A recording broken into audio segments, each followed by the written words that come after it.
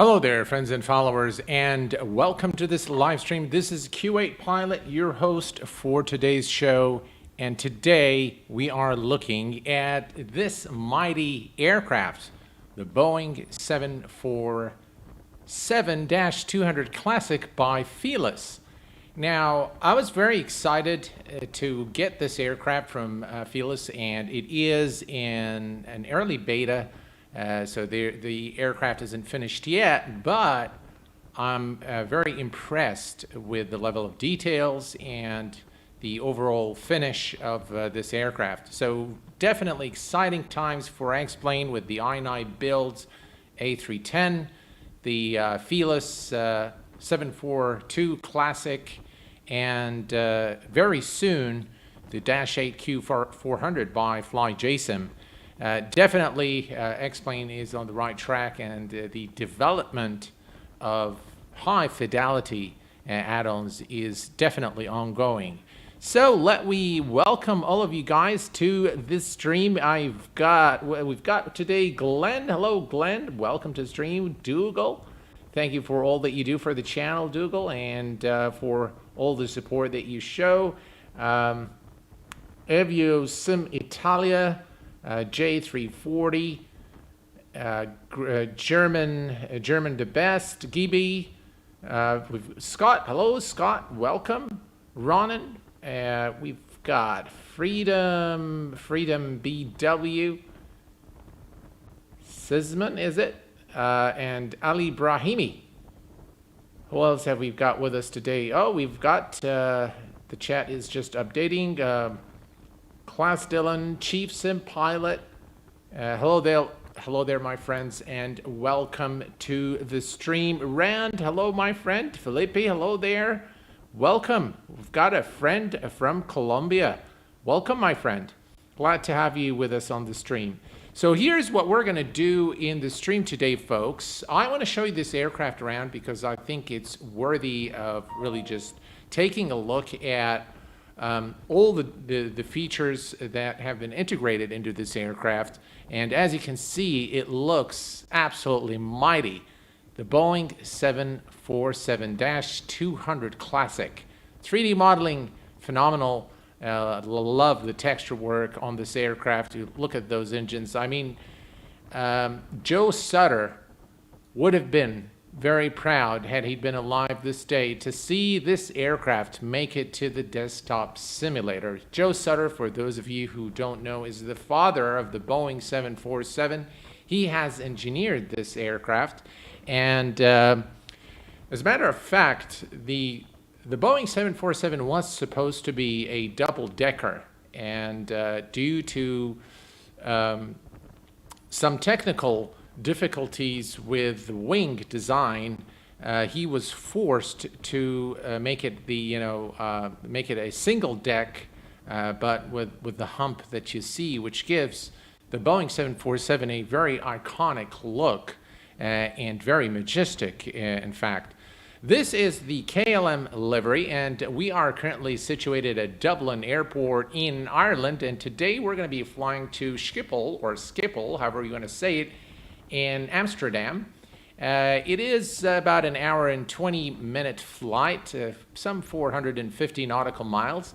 But first, we are going to admire this beauty and the exquisite 3D modeling that Felis and the development team has done. And you can see also that this livery adds to the might of the aircraft. You can see the bare metal here underneath the aircraft. The engines are just, I can't just get over those engines. They look phenomenal, really, from the texturing and from the modeling perspective. All around the aircraft is modeled to look very authentic, which I believe is something that we all appreciate. The 747 is definitely an iconic aircraft, and personally, I love the classics. One of my favorites is the FlyJSim Boeing 727, and this one now joins the family of the classics, and what a better classic to have than the Boeing 747. Just look at that aircraft and just the modeling. This looks just phenomenal. All right, so let's hop into the 3D cockpit. And as you can see, again, by the way, guys, this is still in beta, so the aircraft isn't finished, but you can see the level of detail. And let me see here if I can, yeah, just look at that. Look at the details, the nice panel work, the texturing, everything is in the right place. And if you look at footage of the Boeing 742, you will see that there is a huge resemblance between the real aircraft and what you see here.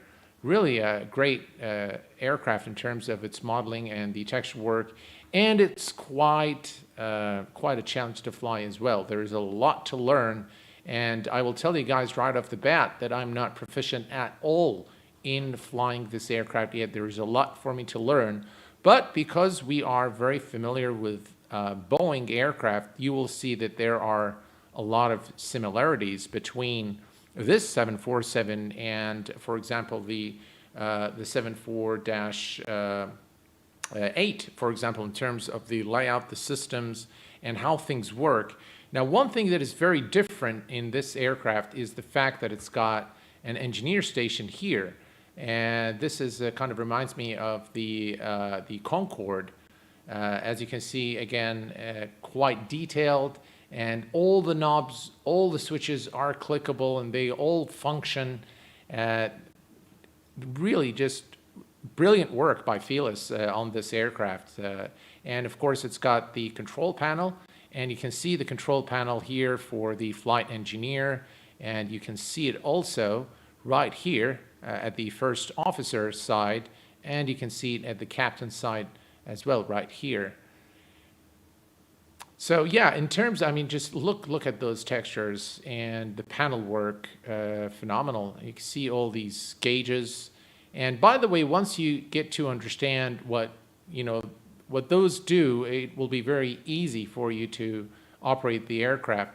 So what we're going to do is let's just take a quick look here at the panel to try to understand, what each panel does. If we look here, we can immediately know that this is going to be our APU power, and this is the auxiliary power and external power right here in this panel. You've got all your buses here, so those are the ones that we're going to need to trip in order to activate the engine gens once the engines are started. And if we scroll down here, we can see that this is the engine RPM, oil quantity, pressure, oil temp and pressure, and the engine breather, whatever that is. I guess it's something related to the air. You've got the light controls and the PA system here. You've got the radios in a lot of different locations in this aircraft, but I suppose they all do the same thing. Moving up here, if we look right here, you've got the oxygen, galley power, galley control. So everything here is related to the galley power. And if we move down here, you can see that this is the battery switch and the AC bus, so for standard power. And then, of course, you've got the AC meters here. If we go back up here, we can see that the trim air is here. Again, this is something you have on the Boeings today. You've got your pack control down here, and then we've got the altitude mode select down here. Fuel, all the fuel stuff is all of this panel here. So this is all about the fuel system. Then, if we go back here, all right, so we've got equipment cooling right here, and then you've got your some tests here. I'm not sure what those are. You've got the engine fire detection right here, and by the way, you can test a lot of different things on this aircraft. So speaking of study level, I think this is probably an aircraft that qualifies at a study level aircraft, and you really need to know what you're doing in order to fly this aircraft properly. So it's not just one of those aircraft where you just hop in and fly and expect everything to work. You've got to do some studying. You've got the hydraulic system here. But again, as you can see, once you understand what the panels do, and everything is grouped in a logical manner, so it's good to kind of just familiarize yourself with the aircraft. Brake temp monitor is here, and we've got, look at that. How cool is that? And by the way, these are all clickable. The only thing that's not clickable is the circuit breakers, and I could care less for them, to be honest, just based on my experience.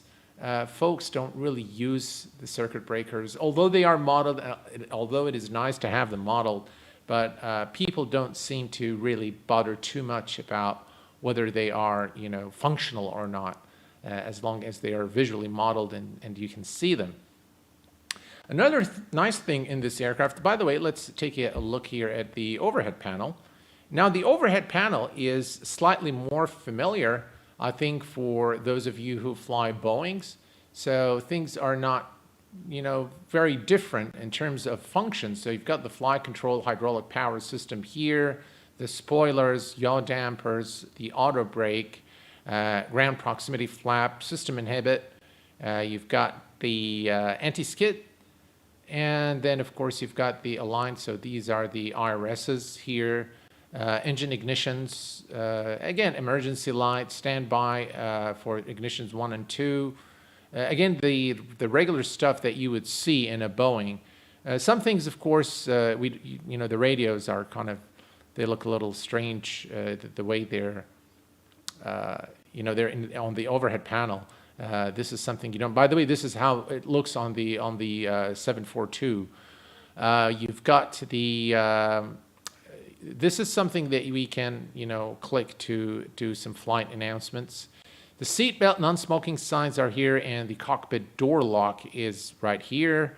The windshield wipers are here, and then you've got engine ignitions for engines 3 and 4, the compass, and the you've got the alternate flaps, again, for failure during emergencies, and your frequency here for, I'm not sure what this is, but yeah, it's some sort of a radio frequency, I guess. I'm not sure what this is. But if we move here, you've got the radio master buses right here, stall warning test. You've got your over-rotation test, Mach warning test. And then, of course, you've got your window heat and probe heat right down here. You've got all your lights here, and you've got the autopilot system right here. So this is your autopilot system, and this aircraft is quite a handful to fly.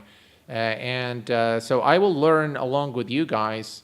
I don't know much about the aircraft, but we are going to try and fly it today.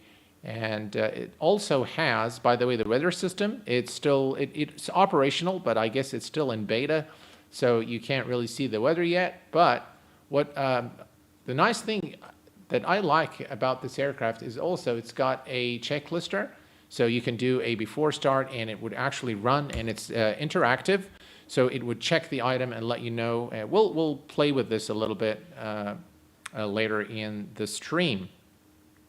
Hello, Emma. Welcome to the stream, my friend, and thank you for your support. Appreciate everything that you've done and your massive efforts. Really appreciate it, Emma. Thank you very much, and thanks for being here tonight as well. Right, so we're going to play with the checklister in just a little while, but I want to also show you guys the iPad. So the control panel gives you access to the AVI tab, the load calculator, where you can you know, do the cargo weight and all this good stuff here, load and balance. And you have presets. So you have the passenger preset, and you also have the cargo preset. So you can set these just if you're, you know, just want to do it quick and dirty, you can do that. You can refuel the aircraft from within the fuel load here, and we are going to do that in just a minute. Payload information, so you can board the passengers. We're going to go ahead and board the passengers now. We're going to put, according to our plan today, we've got 345 passengers aboard this flight. So let's go ahead and do that, 345.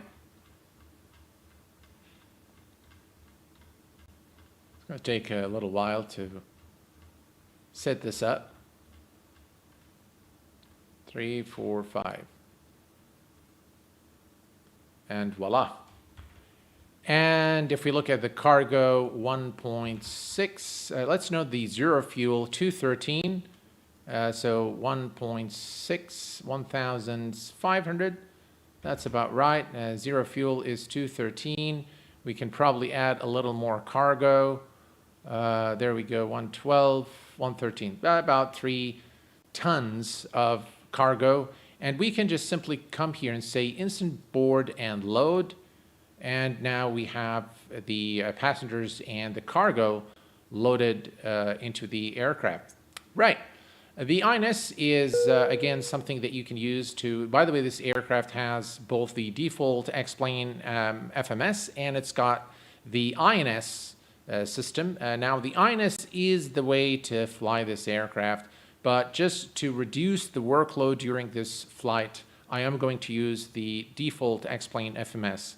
If you are interested in the operation of the INS, I have a tutorial on how to use the INS, and I do it, I believe, on the FlyJSIM Boeing 727. It's a full tutorial from cold and dark to actually flying using the INS system. If you just type in Q8Pilot INS, you should be able to get it. It is also available through the actual INS product page on the X-Plane.org store.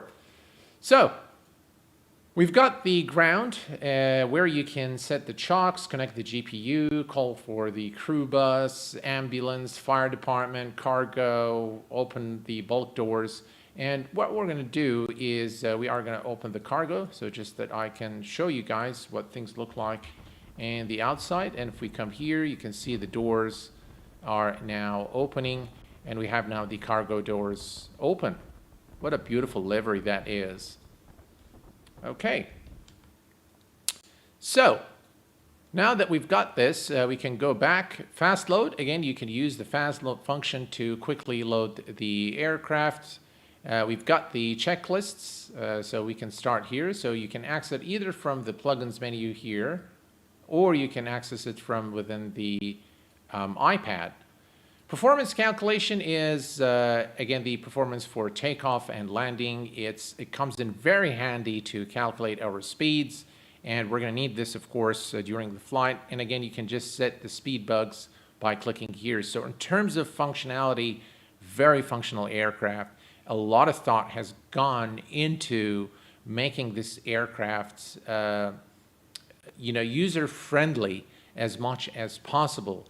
Because flying this aircraft is quite a workload, and you've got to do a lot of different things. You've got to watch your speed.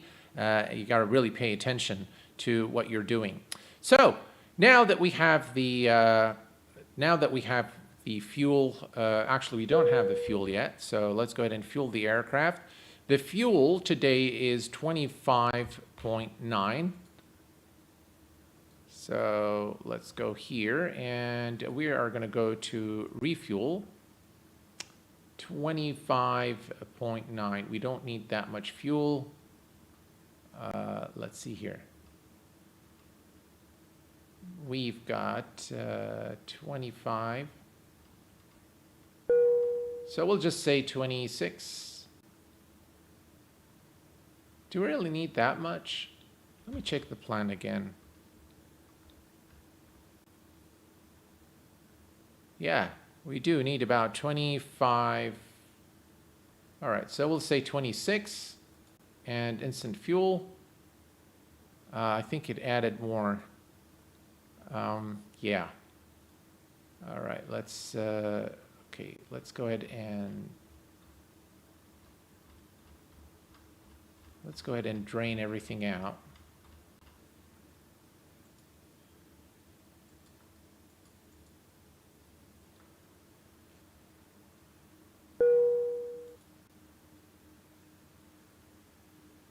All right, let's see what's going on the outside. Ah, there's the fuel truck. Okay, so we got to wait for the fuel truck to actually come and complete the operation. Ryan, hello there, my friend.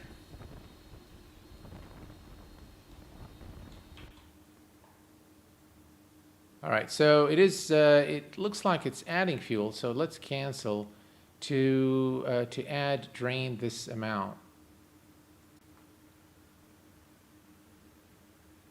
Total fuel pump in. This is way too much.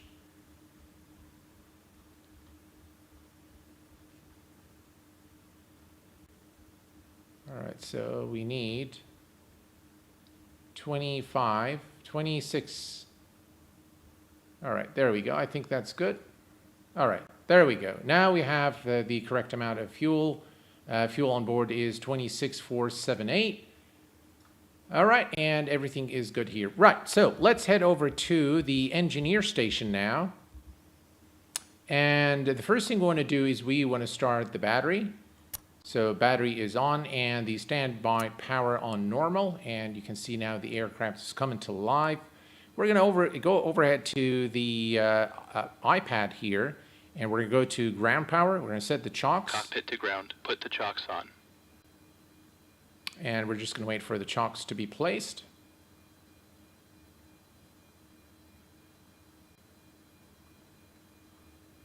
Chocks are on. All right, and we have confirmation that the chocks are on. We're going to connect the Cockpit GPU. to ground. Connect ground power. All right, and we're going to close the cargo and the bulk doors.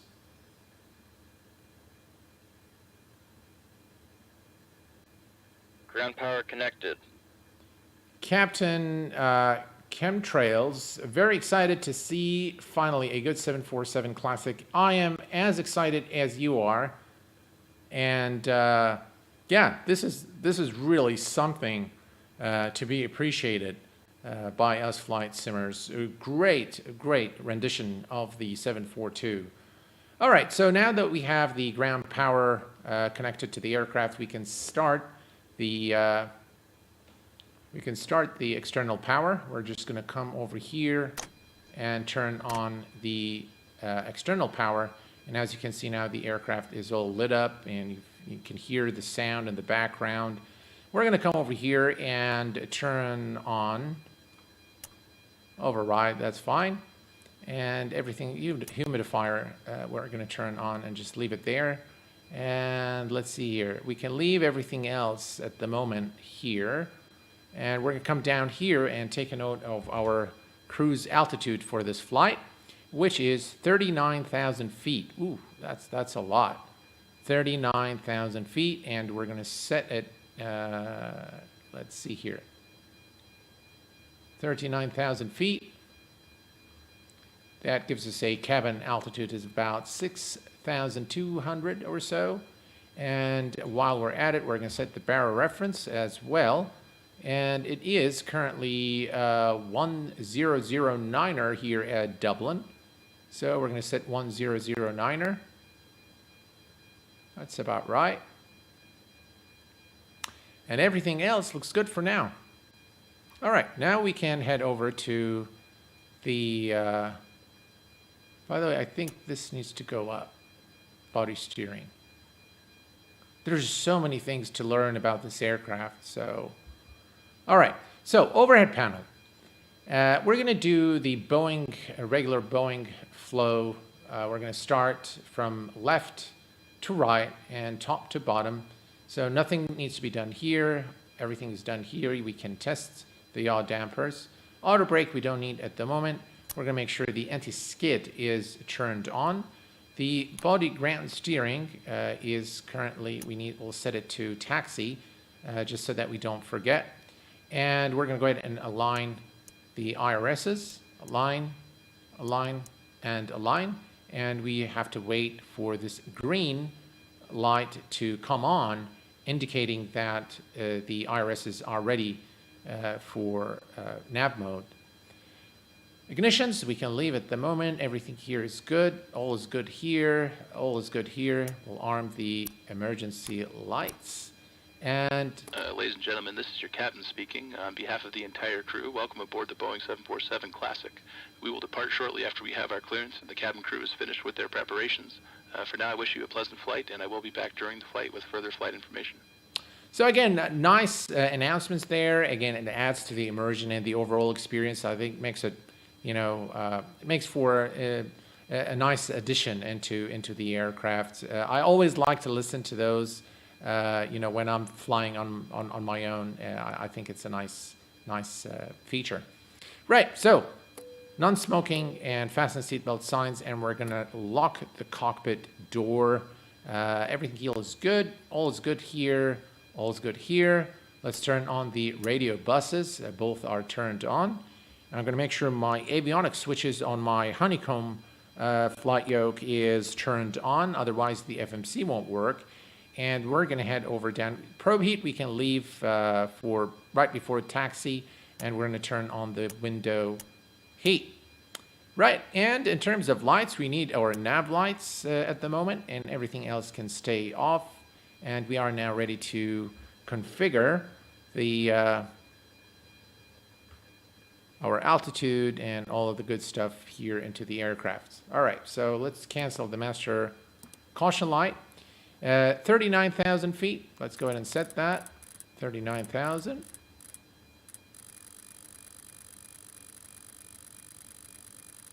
I did a test flight right before the stream, and I was not successful in properly climbing. I think there's a lot for me to learn about this aircraft, but I know a few things. So we'll see if we can wing it and fly it successfully and do an ILS approach at Schiphol. Right, we're gonna make sure our flight directors are turned on, and we're gonna make sure that the navigation is set to INS. If we were doing VOR to VOR, we would of course use radio. But since we are using the built-in GPS system of X-Plane, we're going to use INS, and you would also use INS if you were using the actual INS device. So we're going to set this on both sides, and we're going to make sure also the selector here is INS, and you can now see you can see nav turned on both sides, the captain and first officer. Everything's set here in terms of speeds. This speed will automatically get adjusted once we set our bugs from the performance calculation in the iPad. So everything is looking good here now. We'll worry about the ILS frequencies later. And now let's take a look here quickly at the FMC. Right, so this is the default FMC, just to reduce our workload and get the aircraft up in the skies as soon as possible. Let's go to route menu and the list. We are flying today from this one here, Echo India Delta Whiskey Echo Hotel Alpha Mike, and we're going to load that. Beautiful. And we're going to go to departures and arrivals. So we are departing today. Now, for some reason, when I select the SID, I lose the runway for some reason. But let's see here. We are departing through the Dixie 1 Alpha departure, and it says no active runway for some reason. So if I go to the previous page and select runway 28 for departure, I lose the SID for some reason. But that's okay. Because from runway 28, we're going to go to Dixon and then Lamovo, and that's perfectly fine. I'm happy with that, as long as we can set the right arrival into Schiphol. So our arrival today, if we look at our flight plan, our arrival is through the Redfa 1 Alpha through ILS runway 27, Redfa 1 Alpha.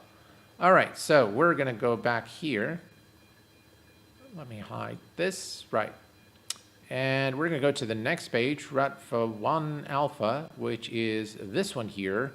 And we are going to do an ILS runway 27 through the Sogol transition. All right, and we're going to execute that. And now we're going to make sure there are no there is one discontinuity. And I don't know why the default FMC always does this. So we're going to go to delete. First, let's clear it. We're going to delete this one here, and we're going to copy that, paste it here, go to the previous page. Everything looks good. We're going to execute that, and now our flight plan should look okay. Right, if we go next page, As you can see now, there are no discos. Alrighty, very good.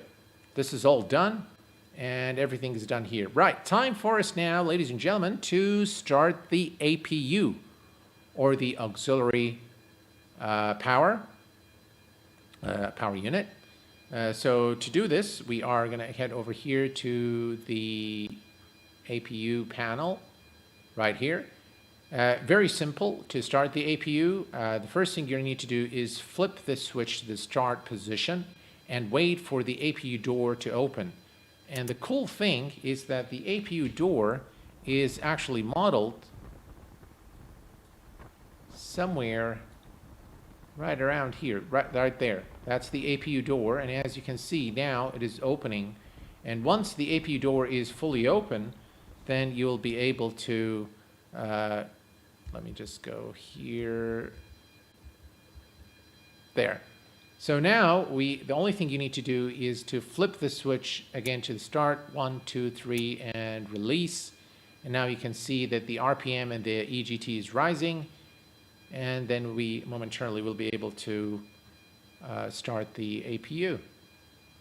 So as you can see here, RPM is 100%, APU is now available. We can turn on the bleed air, and we can come here and turn the auxiliary power. And now the external power is no longer needed. So we can come down here and simply disconnect the ground power.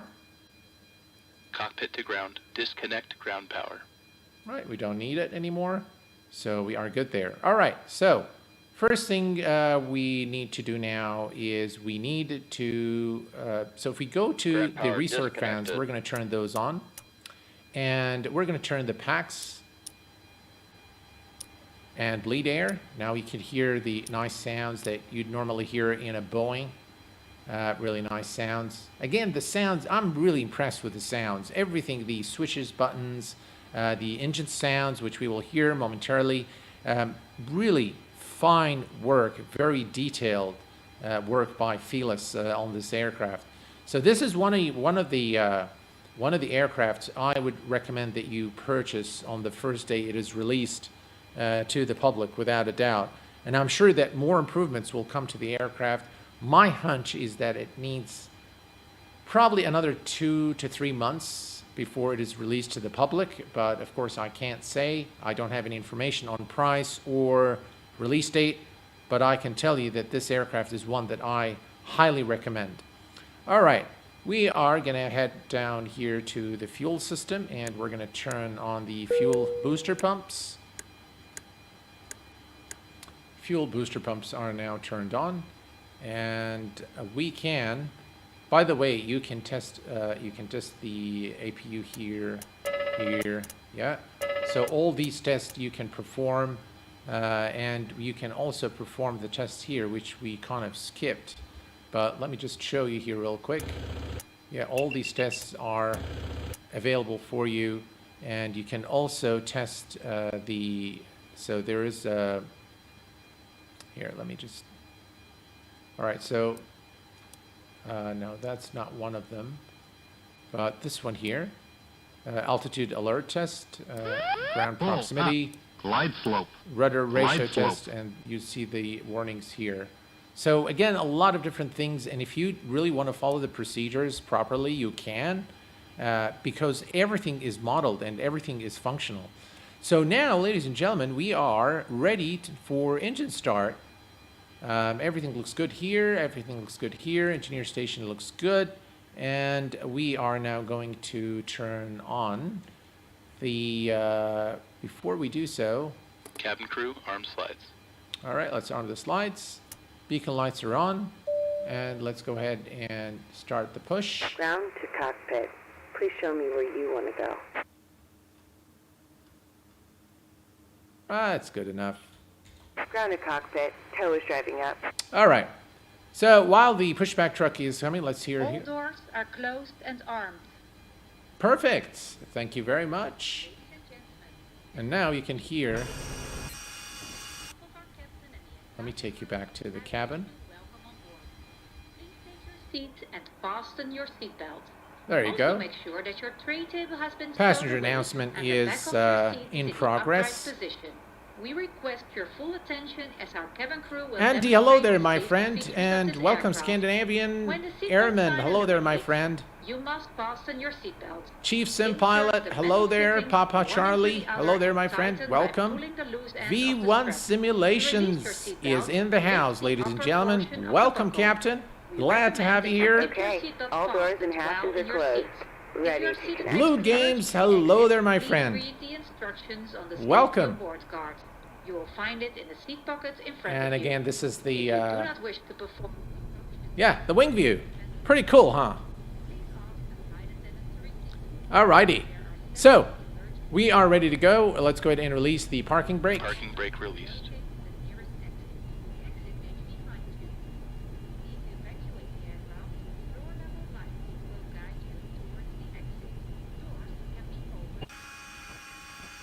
Just look at that.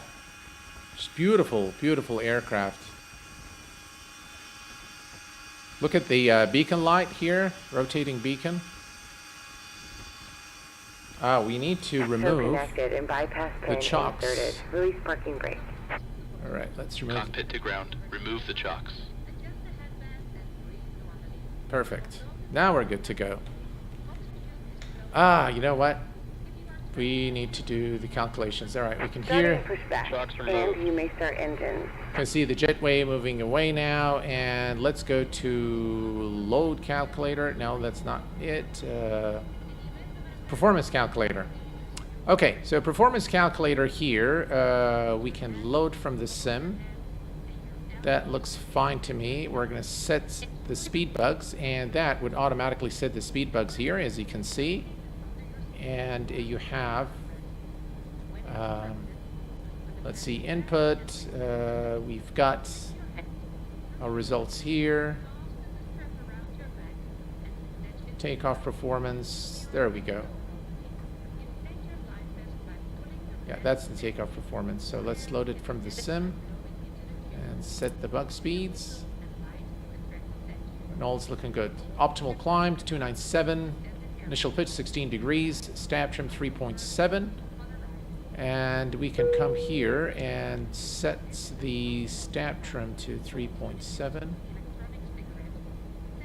We need, I think, our hydraulics first. Okay, all right. So let's go ahead and start the engines. Oh, come on. All right. And we're going to start with the engine number 3 first. Before we do that, we need the start valve. Ready to start the engines. I love for engine the start. checklist there, and the the captain, first officer, just exchanging the the flows there. Starting engine 3. Start of valve open. All right, and we're going to wait for 20% N2, and then we're going to give it some fuel. So we're going to start with engine number 3 first. Going to look here at the engine 3. You can see RPM rising at 20% N2. We should hear the captain saying some stuff, and then we can turn on the fuel. 20% and 2. All right, there we go. Fuel on. And now you can see the engine Lights up. spooling. Right there, EGT is rising. And we're going to wait for the engine to stabilize, and we're going to start. Starter off. All right, so now we're going to start engine 1, followed by engine 2 and engine 4. So let's start Engine with. stabilized. All right, engine stabilized. Starting engine 1. Operation Start valve complete. open. Go ahead and set the parking brake. All right, we can set the parking brake. Parking brake set. Disconnecting tow. Stand by.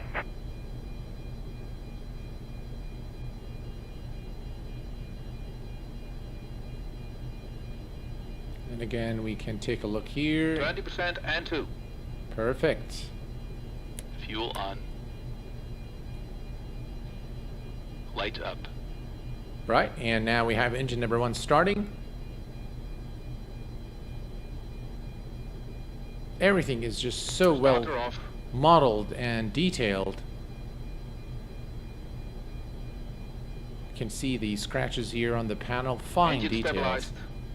All right, engine is stable. Let's start engine number 2. Disconnect and start engine number 2. Starting engine 2.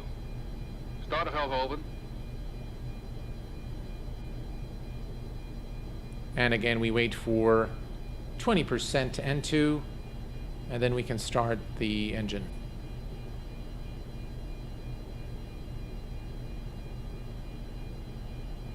IRSs are ready. 20% and 2. Tail is disconnected and bypass pin has been removed. Hand signal on the left. We'll see you next time and have fun up there. All right, and engine number 2. Fuel on. Light up. One more engine to go. Let's take a listen.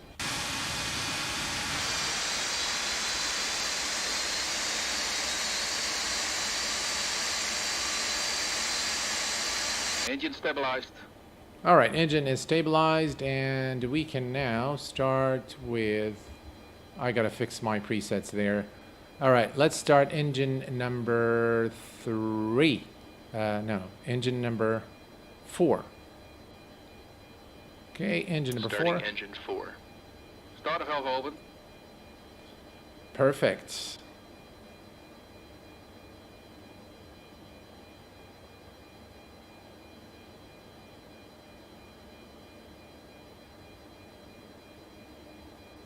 And again, 20% of N2. 20% and 2. There we go. And we give it fuel. Fuel on. Light up. All right, we can go ahead and turn on the runway turn-off Starter lights, off. wing lights, logo. Engine stabilized. All right, now we have a good start on all 4 engines. We're going to turn off the start valve, and we're going to head over to the engineer station. And the first thing we want to do is we want to trip our gens here. So now we're running the power off the engine generators, and we can turn off the APU bleed and turn off the APU. You can see now the fuel valve. Again, fine details there with everything. Every little system is just looking absolutely gorgeous there. Detailed modeling of everything and very deep system simulation as well. Okay, next thing, we are going to set our packs there. All's good here, and we can come and set our hydraulics to auto. Everything looks good there. Everything looks good here. Even the flight recorder, by the way, you can enter the data here. You can put the hours, minutes, and the ident, and you can put the date there. I believe that's what you can, ground operation is over. You can even test how much potable water is in the aircraft. Well, that's really cool. Really, really cool. Alrighty. So this is good here. And now, all right, so everything fuel is good. We don't need the, we can put the fuel heaters on auto once we are above 10,000 feet, so we'll not worry about this now. But what we are going to worry about is the altimeter, which we need to set here. What did we put here? 101019 or 1019? I can't remember. What did we do? Yeah, 109er. All right, so let's set that here. 1009er. And we will set it here as well. 1009. There we go. And probe heat. Right, so we're going to come here and make sure that the probe heat is turned on. Perfect. Cabin crew, take your seats. Yeah, let's have the cabin crew take their seats. All right, so we are going to do flaps 10 today.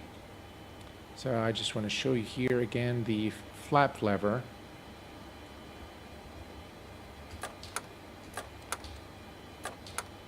Right, flaps 10 there. Flaps 10. And we need to set our trim. Stab trim 3.7 units. That's a little too much. It's about right. 3.7 units. And now we are ready to go. So we are going to release the parking brake and taxi to runway 28 for departure. Yeah, the FO shoot. But before we do so, actually, there's one thing I forgot to show you, and I want to show you this because I think it's really cool. We're going to go to the checklist, and we're going to go to the before takeoff. Let's do taxi checklist, and we're going to say start. Taxi checklist, please. Flaps. Flaps 10. Flaps 10. Takeoff data, EPR and airspeed bugs. Set and cross-check. Stabilizer trim.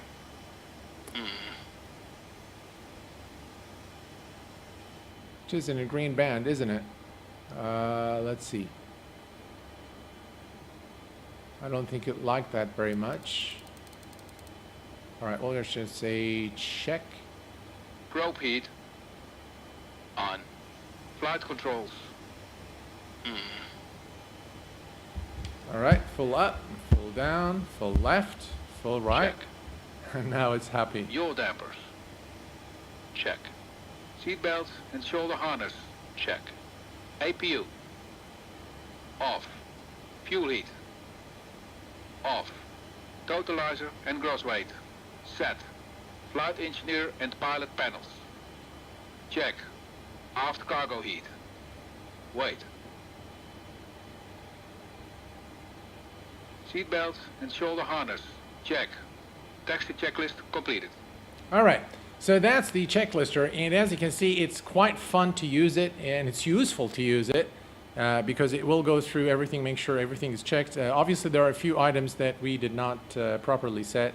I am going to change our speed to 250 knots, which is the maximum speed below 10,000 feet. All right, so that's the top speed there. And yes, we are using the default FMC. All right, so we are ready to go. Let's release the parking brake. Parking brake released. And we're good to go. Let's switch to external view so you can hear the engine sounds.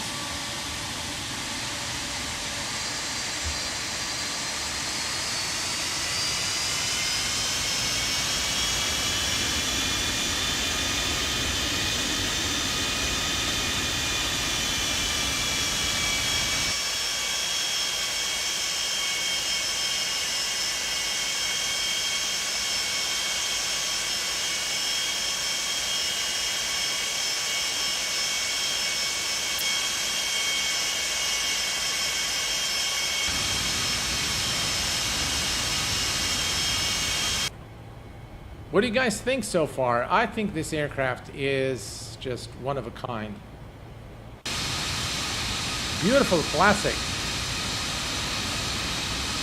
That's, I believe, our runway 28. Where's 28? That's 28. All right.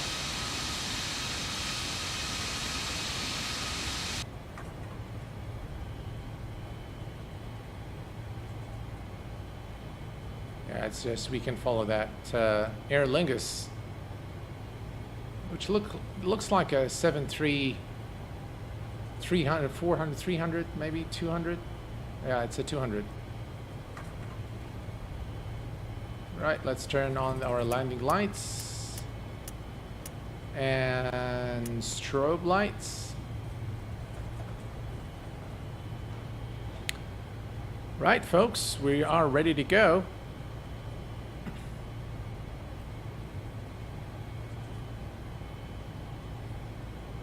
All right, so we're going to just bring the aircraft to a complete stop here.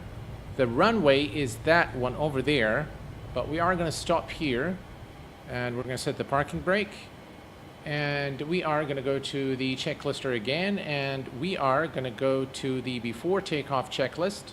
Start. Before takeoff checklist. Icing considerations. Check. Cabin alert. Check. Transponder. Damn. Check. Ignition. Damn. Did he say damn? All right, let's go to the engineer station. I believe it's that one there. Body, gear, steering, disarm. I'm not sure where... Why is the aircraft still moving? Body steering. By the way, this is the weather system. All right, we'll just say check. Body gear steering. Damn. All right, so that one is, I'm sure, is the one that we just turned off. So let me go back to the engineer station. I must fix this presets. I'm sure it's this one here. All right, check that. Back valves. Let's see.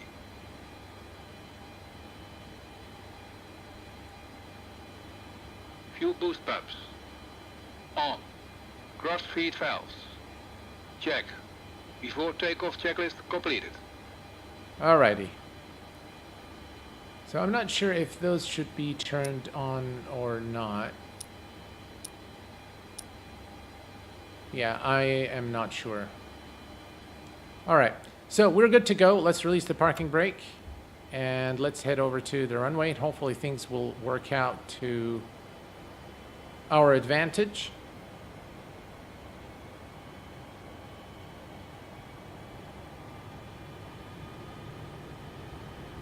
All right, let's go ahead and start the clock.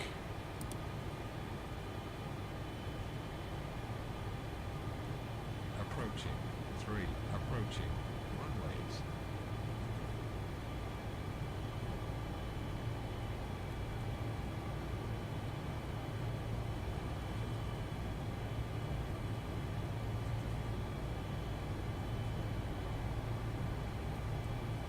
All right, there we go.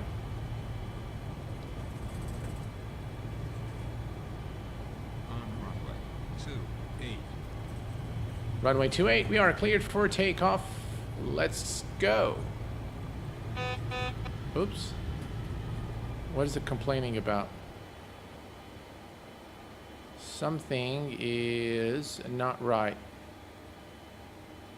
But what is it?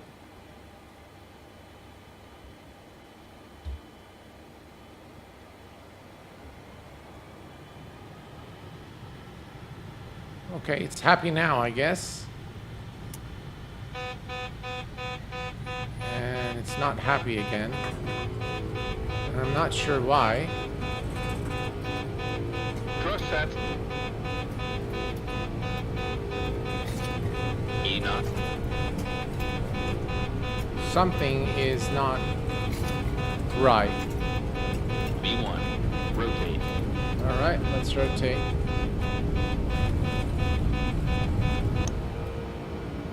Maybe the stab trim?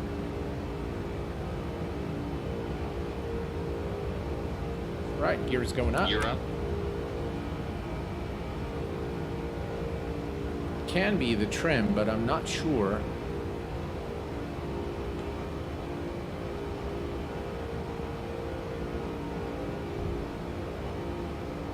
Gear is up. All right. Go ahead and just push a little bit, so yeah, right there. Okay. Let's begin our turn.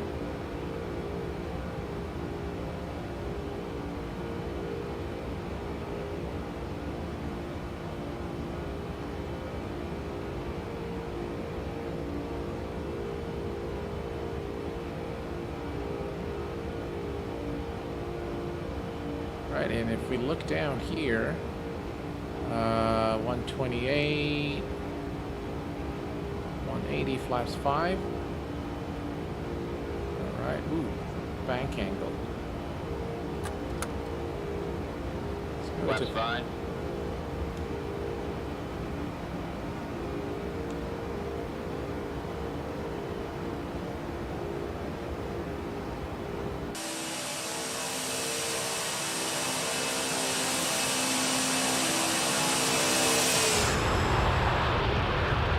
Gotta love that.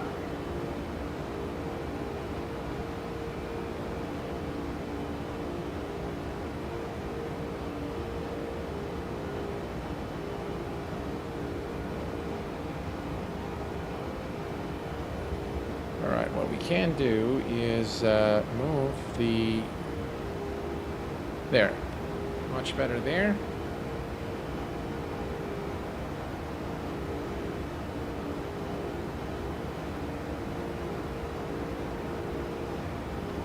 Beautiful departure out of Dublin. All right, I'm going to trim the aircraft a little bit here. All right. Now we're going to come down here and we are going to set this to climb power. Climb power is set. And we can go ahead and turn on the autopilot. There we go. Set this to vertical speed.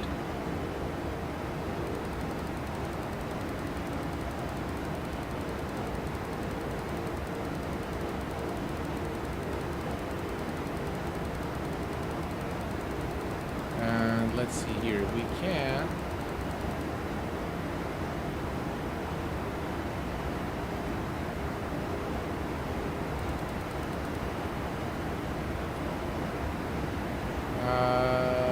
select. Why is this not doing what it's supposed to do? Is this on vertical speed? It sure is.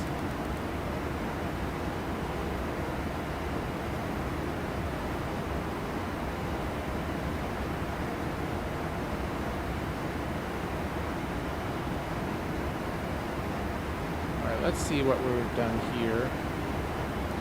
Yeah, so I'm not very proficient with the aircraft, so I'm going to climb. We are at 10,000 feet. Let's see here. By the way, this is your weather system.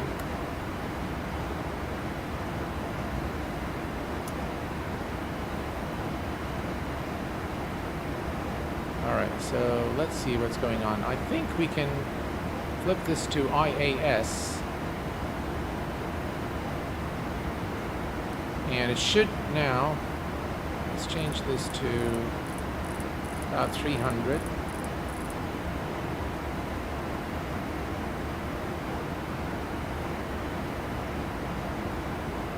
And yeah, looks like it's doing all right. We can, oh, now we can't use this.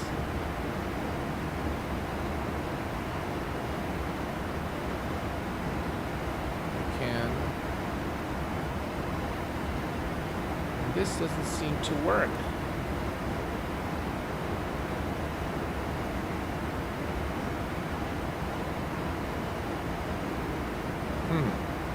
Well, I tell you guys, I'm not sure. Yeah, the AT is definitely, it's definitely Nora's, it's completely different here. Hey, Felis, how are you? Thanks for being with us tonight.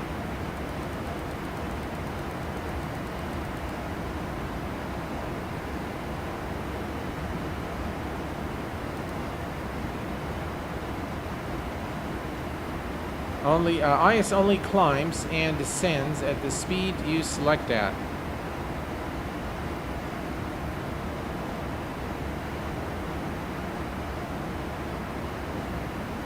Right, let's take a look here. This is good. This is good.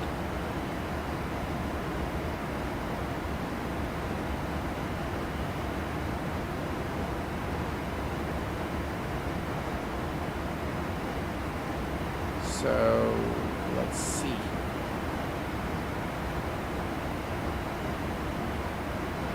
Everything is fine here. But why isn't the flight director working? Right, let's set the altimeter to 902.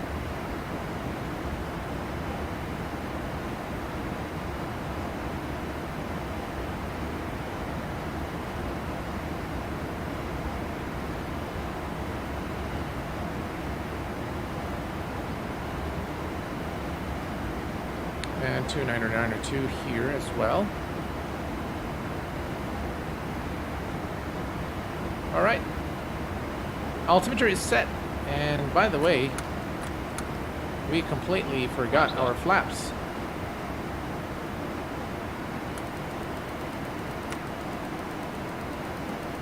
Right, we can also turn off landing lights.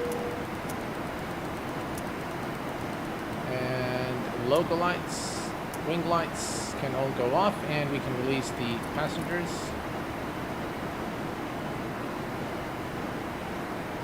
And now we are continuing our climb.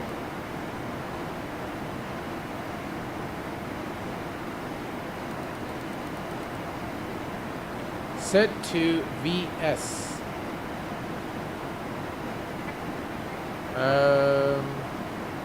Why would we want to set to?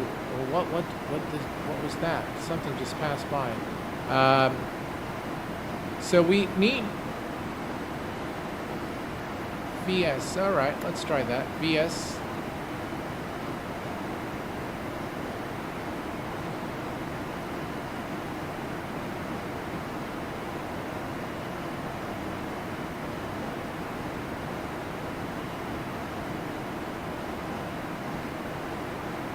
So what does that exactly do in terms of VS? We wanted to hold the speed, so I assume that IAS is what we need to do so that it actually stops the speed, right? We'll try to explain. AT can work in 3 modes. EPR sets maximum allowed thrust. MAC will maintain MAC. That was at the moment when you push the MAC. When you push the max speed, allows it to select ice on the MCP. Oh, okay. So if we go to speed here,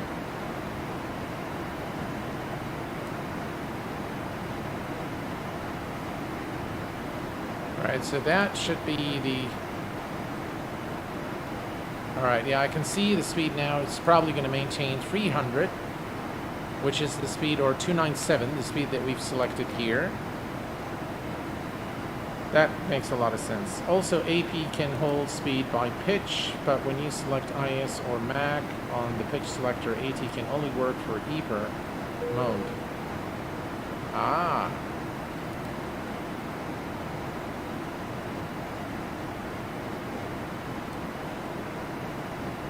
All right.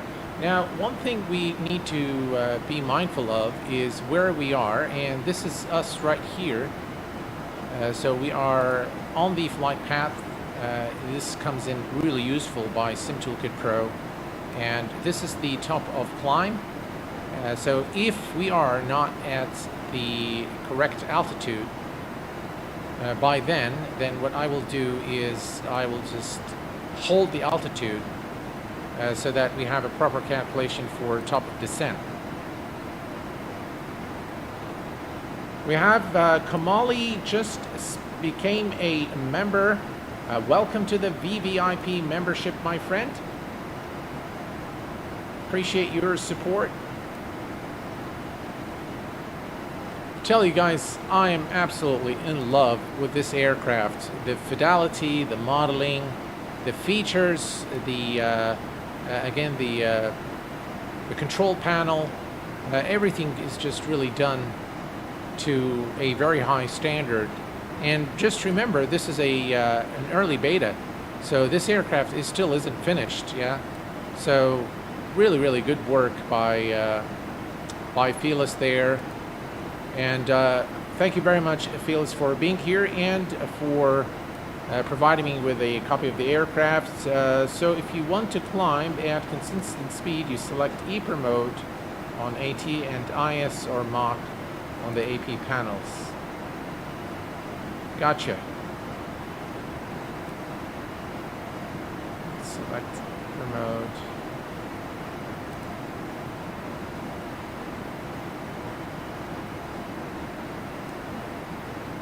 All right. That makes sense.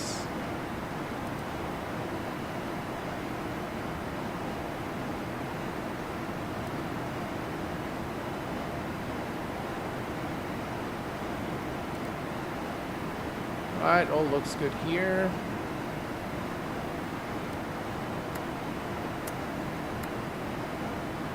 Auto thrust. Ah, okay. So I see what you're saying now.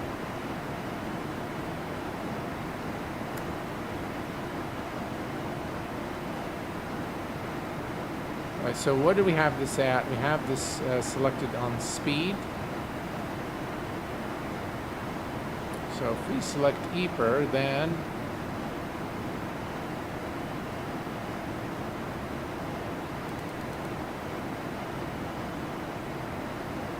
all right, so we've got about 9,000 feet. Let's take a look here. I think we're doing fine in terms of our climb.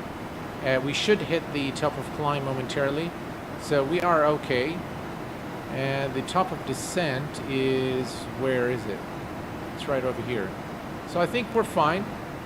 We'll just let the aircraft climb to 39,000 feet. Should be fine.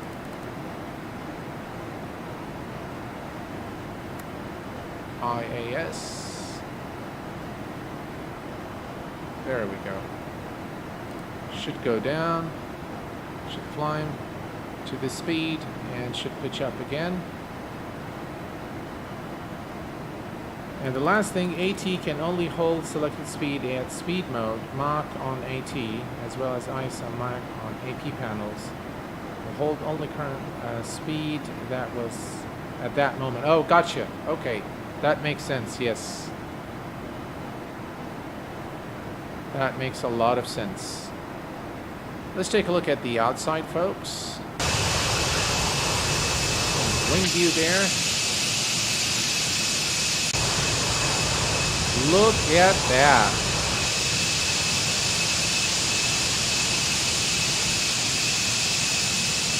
Absolutely majestic.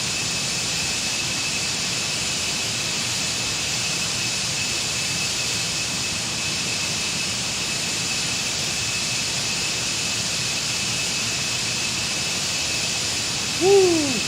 Beautiful.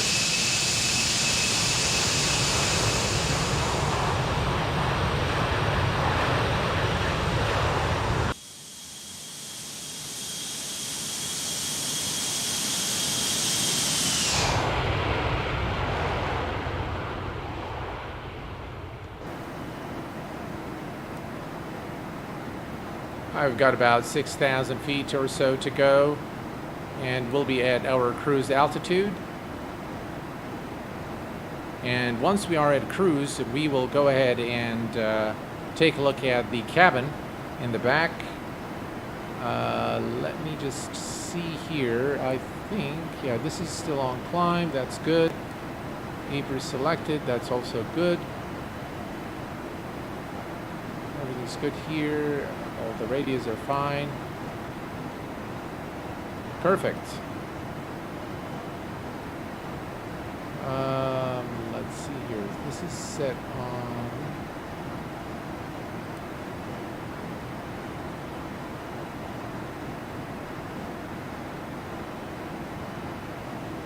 Doesn't work. I gotta go in back and read the. Guillaume, greetings, Captain. How are you, my friend?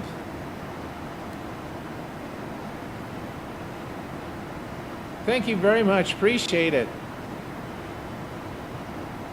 We got to do another Phenom flight, Guillaume. I think it was a lot of fun. Or maybe perhaps another aircraft. Just let me know. What FPS are we getting at the present moment? Thank you. So if we go here, I'm getting about 34 FPS, 35 FPS. So it's kind of fluctuating. And the reason why is this. So we are flying over England, and I've got True Earth England by Orbex. And for this reason, you know, we are the FPS is suffering a little bit. Lewis, hello there, my friend. Welcome.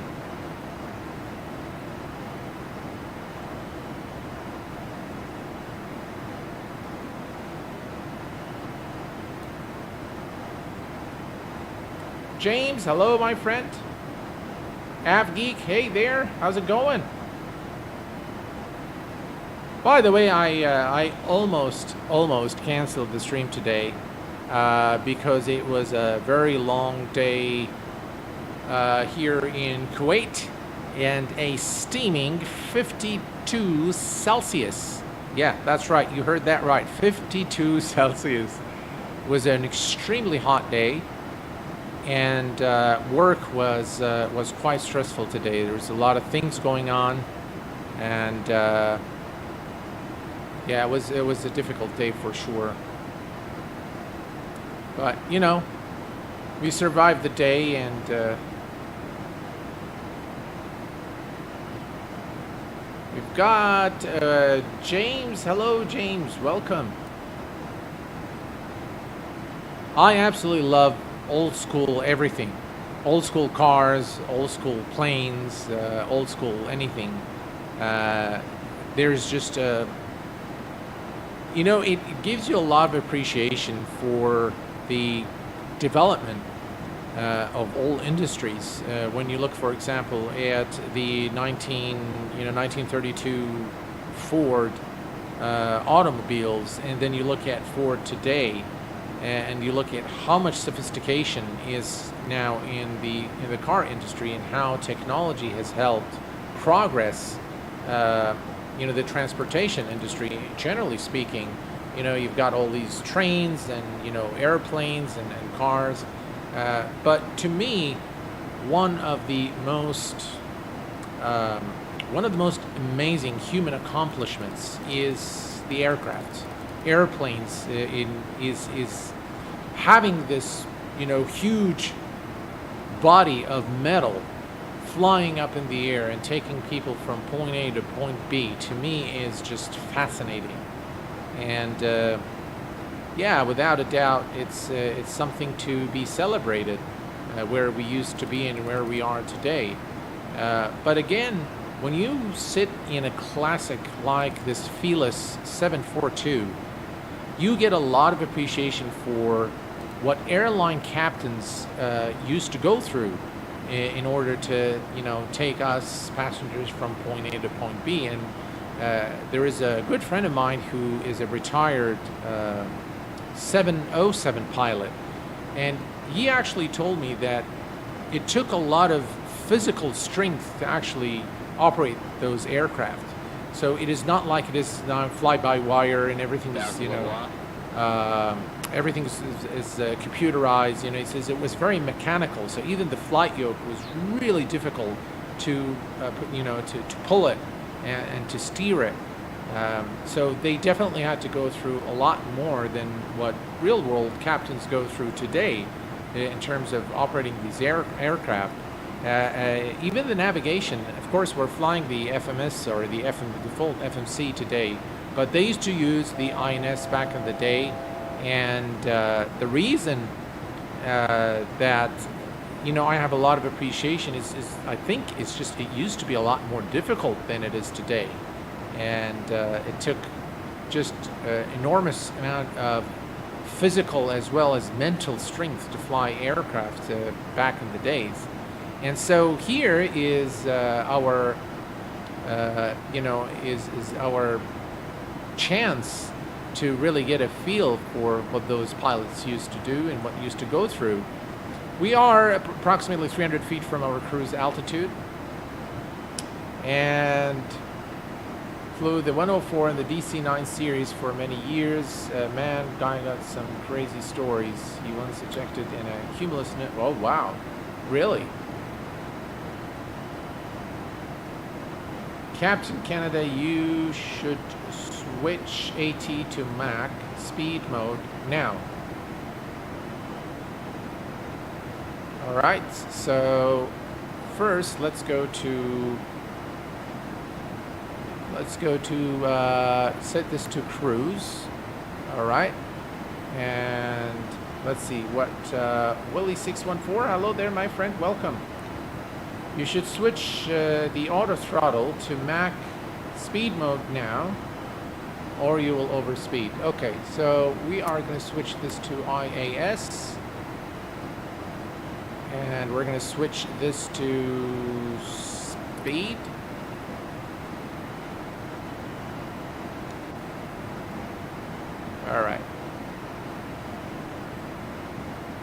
we are at, why is this, we need to do alt hold. There we go. All right, so if we take a look at the flight plan, we reach the cruise altitude way after the original top of climb calculated by SimToolkit Pro for our flight plan, but that's perfectly okay. We need to be careful about the top of descent. So I'm learning along with you guys now.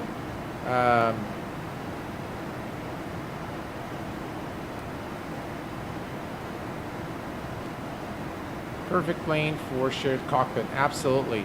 You know what would be really cool is to have like three, we have like the captain, first officer, and the flight engineer all in one flight, do a shared cockpit. That would be like really cool.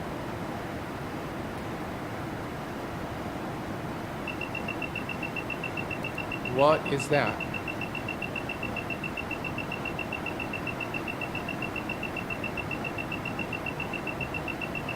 What exactly is this sand we're getting?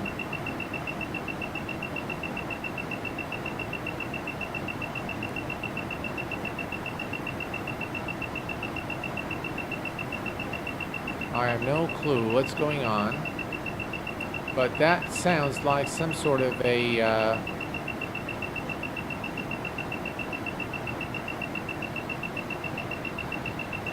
sounds like some sort of a warning.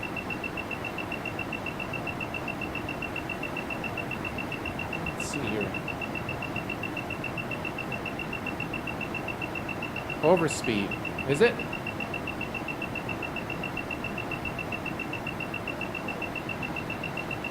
It is overspeed indeed. Alright, let's go and reduce our speed a bit.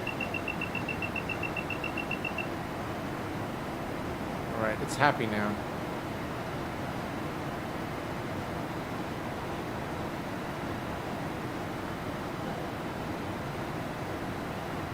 So why is this not holding the speed?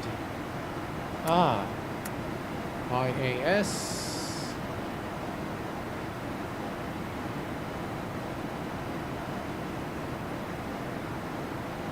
Now it should hold the speed. Alright, perfect. Now the speed is... But we need to hold the altitude too.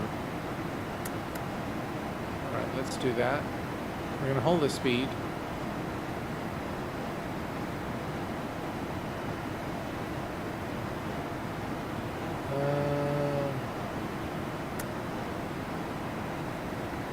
Alright, I'm not sure what I'm doing now. Because the speed is going back up. So if I go to IAS,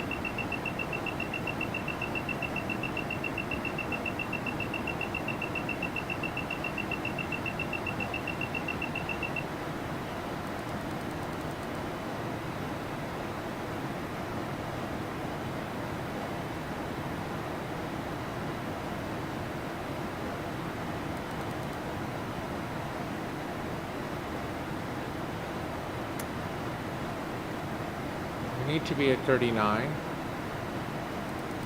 I'm not getting this, guys. Overspeed warning on a 72, minor annoyance. Overspeed on modern day composite airliners is equal to near death. Yeah, I'm not getting this right for some reason. All right, you know what, guys? I'm going to switch this to EPER. And auto throttle.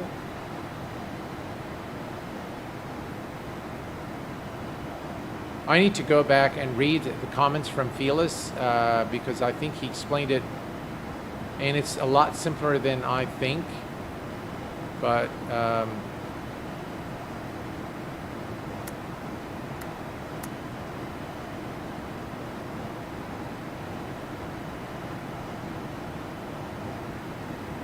let's do this.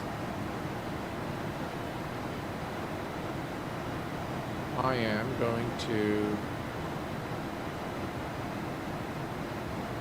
manually set throttle.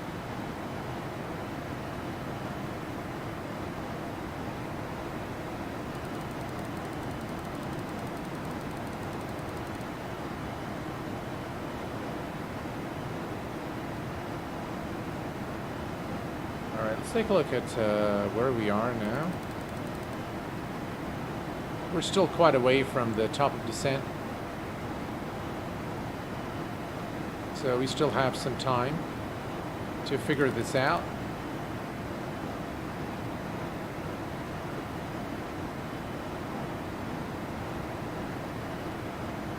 .260 speed, ideal. Mostly when they come into Amsterdam, they start their descent just after passing the England watermark, Airport mode, and IS3 still Mach 183.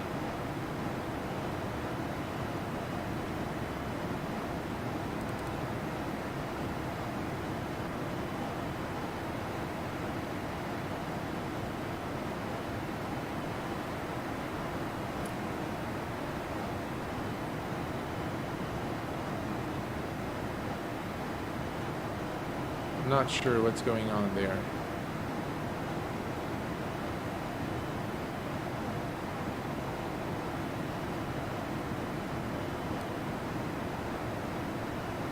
Okay.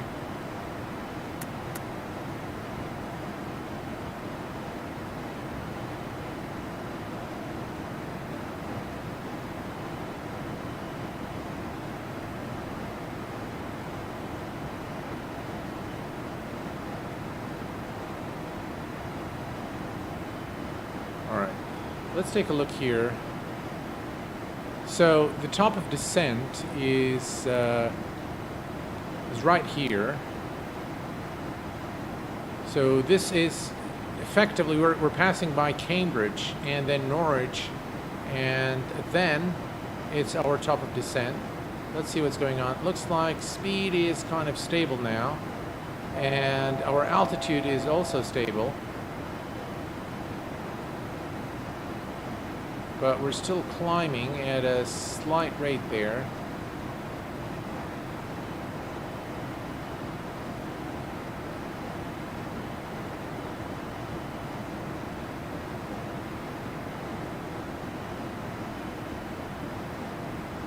Now I need to figure this out for sure.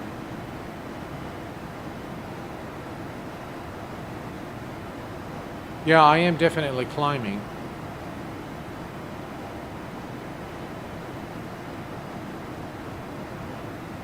So if we go to Alt Select again, it should pitch down and take us back to 39.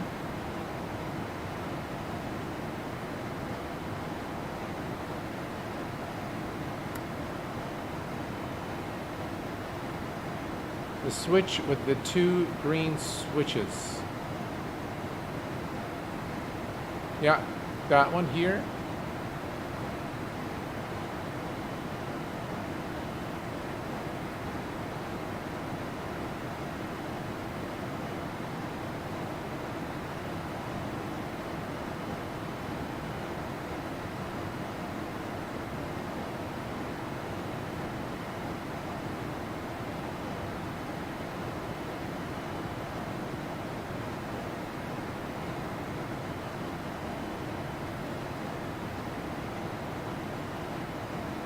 Alright, so now this one should automatically, so this is 39, and we can go to Alt Hold.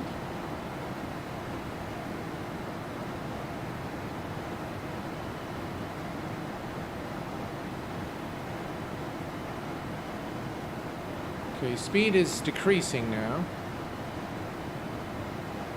So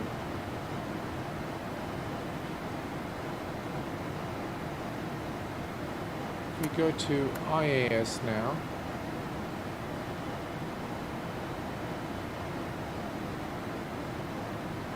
Now it wants to decrease.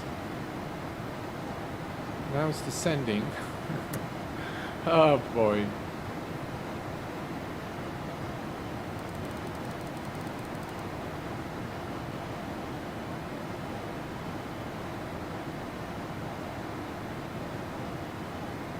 No pressure Q8, you have 180 plus first officers who are all set 47 classic rated. Yeah. All right, so let's see so now we've got this on L select. It will take us to 39,000 feet. So what do I need to do here? So this is now set on Mac. All right, and what do I need? Do I need this auto throttle on or off? Okay, no, set auto throttle to speed mode and select alt select.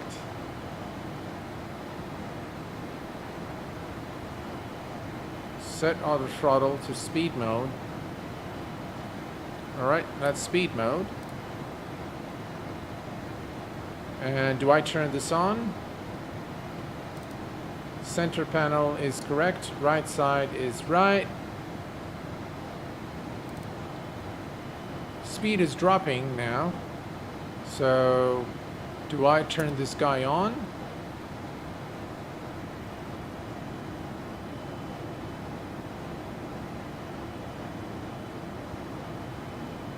All right.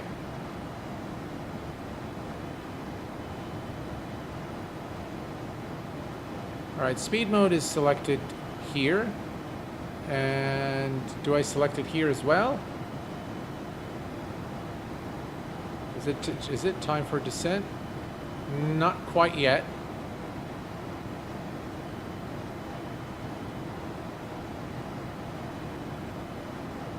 But it looks like things are stable now.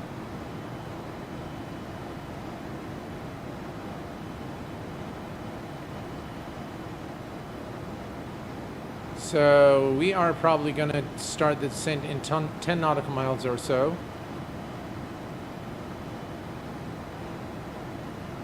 You activate the auto throttle, tries to seek speed 297, but this speed is above what is allowed at this altitude. Lower your speed.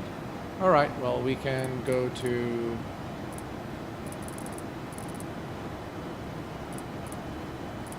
.280. How's that? I would plan early Q8, otherwise you might end up in Dusseldorf. All right, so let us not worry too much now about this because we're going to begin the descent shortly.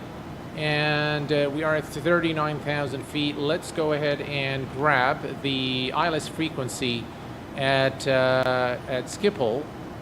ILS frequency for runway 27 is, let's see, ILS is 11155. So we're going to set this here, 1155. And we're going to set it as well on the other side, first officer side, 55 is set. What is this guy doing now? All right.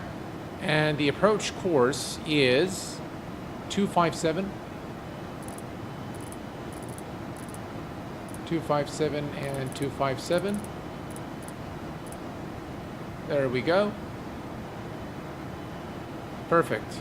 All right, so we're ready there, and I think we are going to go ahead and begin, let's see here. Ooh, let's begin the descent. All right, so we are going to go to the FMC, and we're just going to, we seriously need to descend, and we need to descend quickly. So let's go ahead and set that here.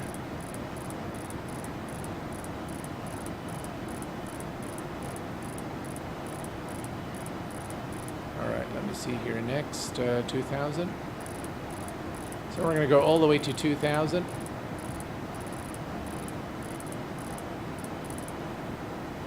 All right. And let's see here. We're going to do vertical speed. And we're going to begin and descend at 2,500.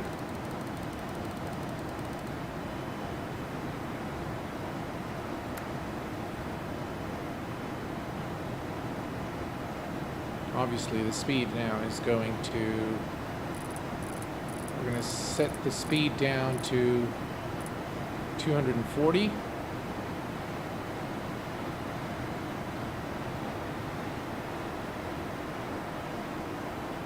All right, we're looking good now. We're descending. And we want to reduce, of course, our speed. So I'm going to extend the speed brake a bit.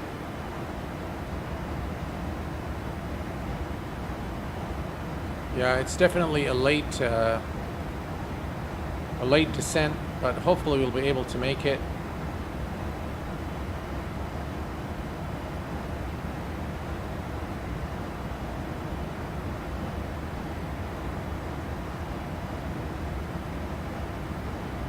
Just blame the pilot. Set Mach on EPR, you are overspeeding.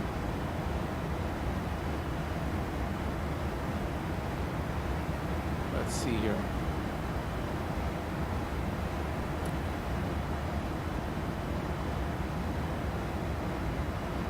Actually, let's go to EPR right there.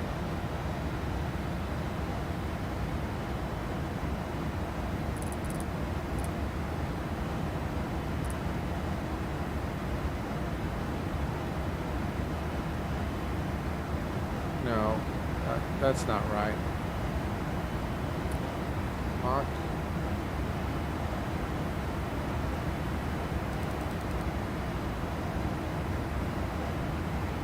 I gotta figure all this out, guys. Hopefully in the next stream.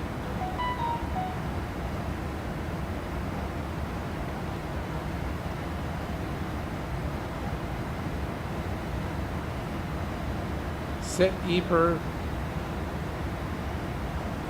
takeoff.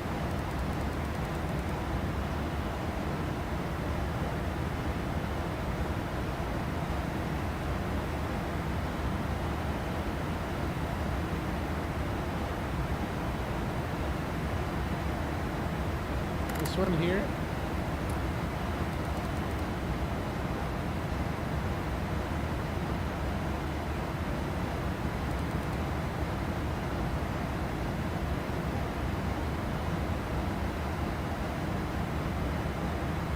Set EPR computer on Mac.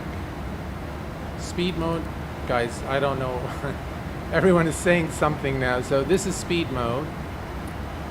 I think this should be on GA. And speed is selected.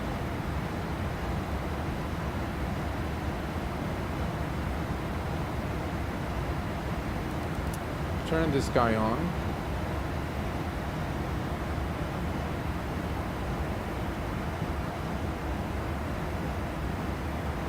Reducing our speed. Right, let me see where we are. I think we're still okay, and we're right before the top of descent mark here, so I think we're doing okay. We need to be below 23,000.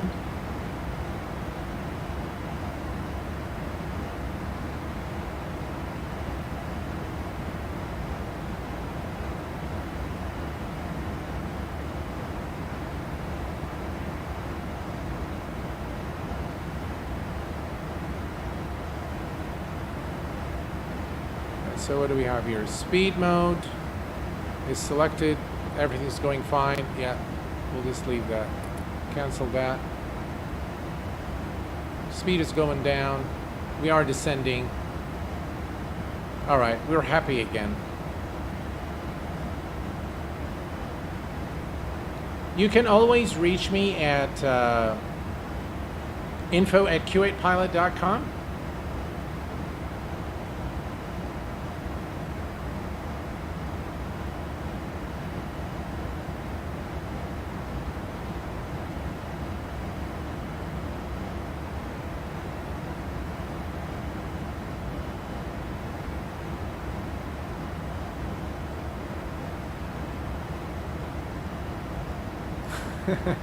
That's a nice comment, Dougal.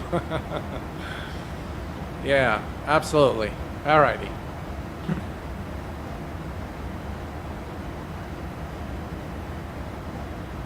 Yeah, I think we're doing okay in terms of our descent rate of descent.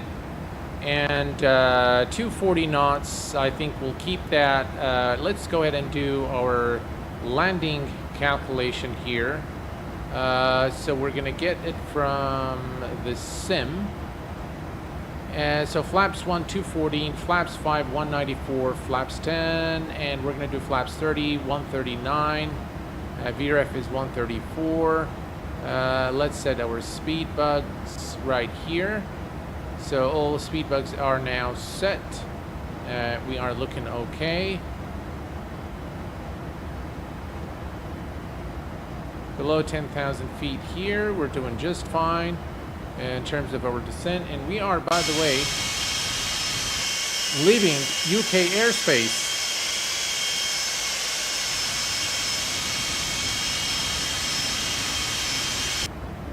All right, we no longer need that, so we will disarm it.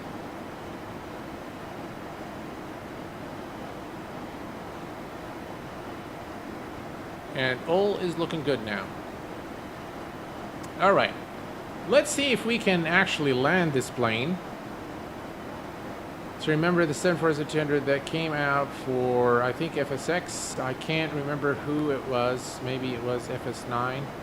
Yeah, I remember that we've had this the Boeing 747 for I think it was Flight Simulator 98.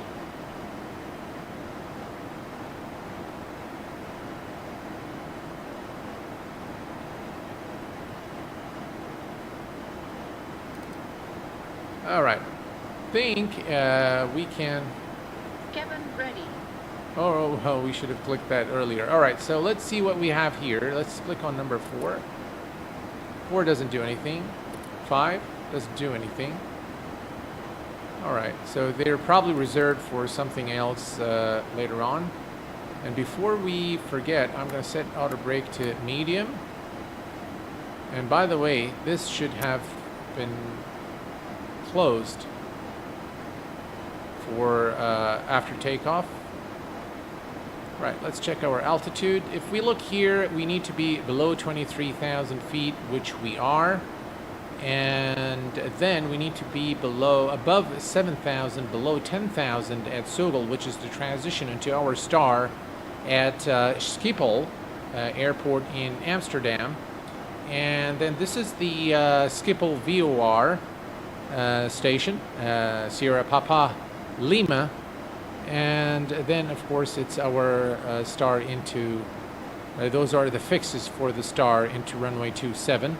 So hopefully we'll be able to at least land this aircraft properly today.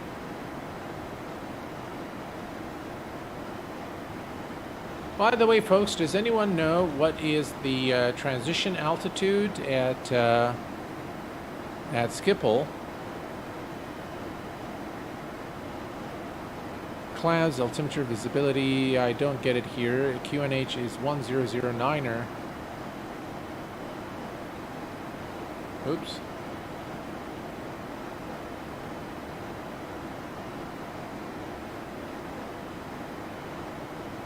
$6,000. Thanks, Glenn. Appreciate it.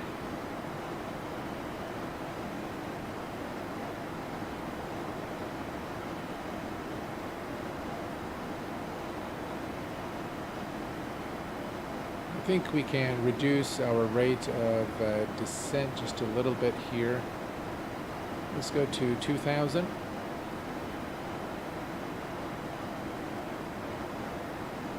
There we go.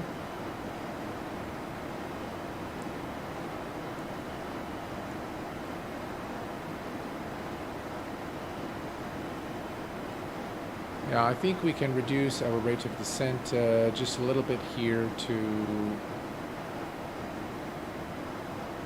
maybe 1,500. I think that's good. Actually, I'm going to take it to 1,000.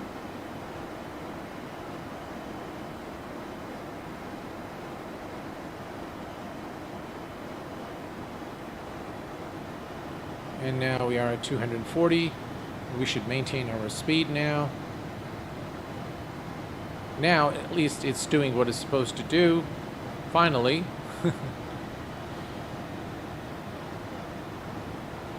Now, in preparation for a landing, just to go over this with you guys. We need to be in radio mode. The ILS frequency is set for runway 27 at Schiphol Airport, which is 111.55. You need to set this on both sides, the captain and first officer. And then we need to, of course, to go to radio, and we need to change this from heading to VOR lock. And once we have the localizer, once it's captured and active, then we can go to ILS. And once we capture ILS, then we can go to land, and ILS will activate. If you go to land, then it will activate the glide slope and localizers together, and the aircraft should do its thing and land the aircraft. Our speed is good, our altitude is good. In fact, I think we are a bit too low, but we're going to keep this rate of descent.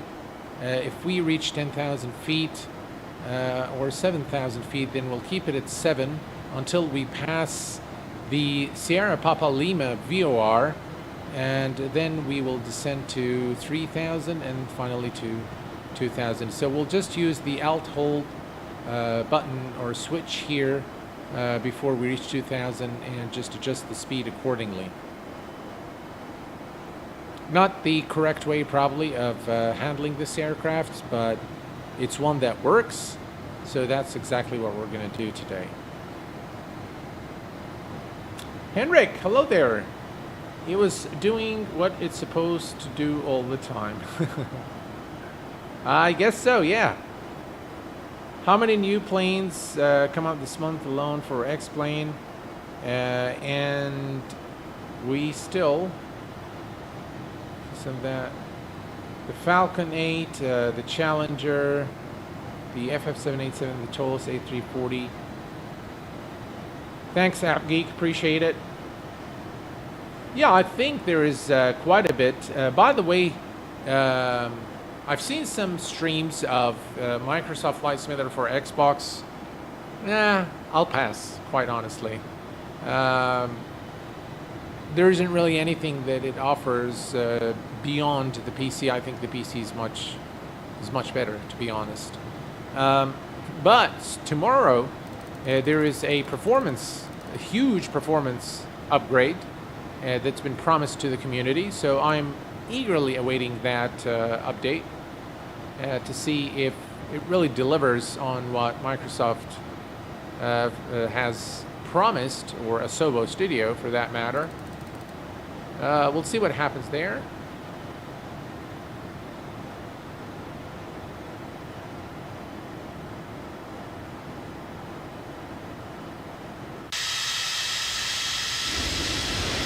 I'm getting those squares now.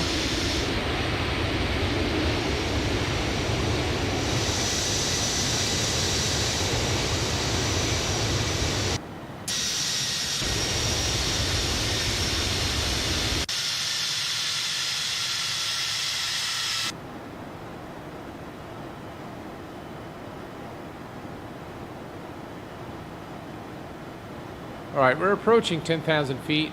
Let's go ahead and turn on the inbound lights.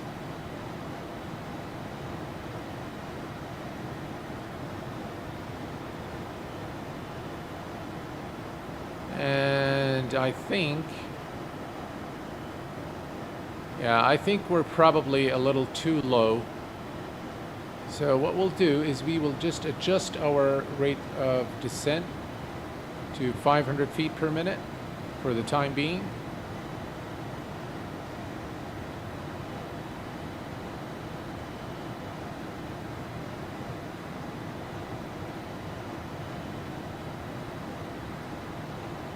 What route is he flying? Well, you can type !route and you will get the route for the flight. There was a problem with the scenery package. Okay, that's fine. Are we that close? We are indeed very close to the airport now. So about 16 minutes to touchdown, hopefully. 10,000. 10,000 feet. Lights are on. Fasten seatbelt, non-smoking signs are turned on.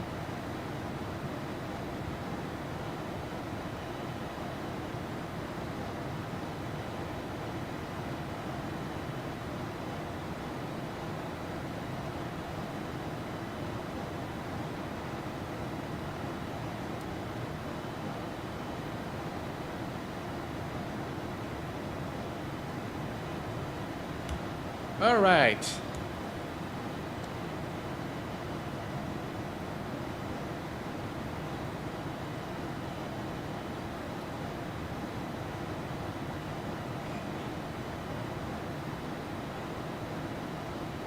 I think we're doing fine now in terms of our altitude and speed.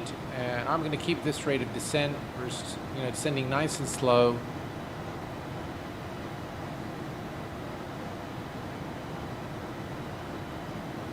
What 747 would you recommend for X-plane? Well, the only one is currently this Felis. It's the only 747 that I can recommend for X-plane 11.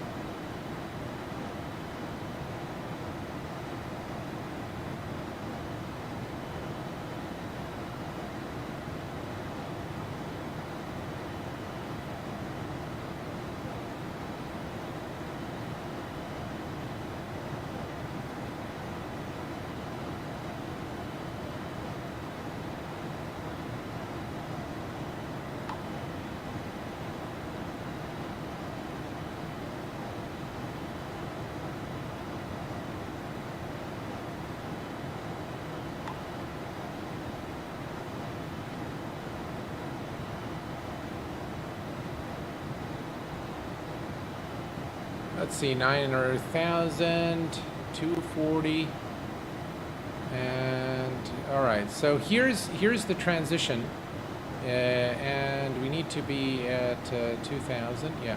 All right. So that looks good. Everything's looking good here.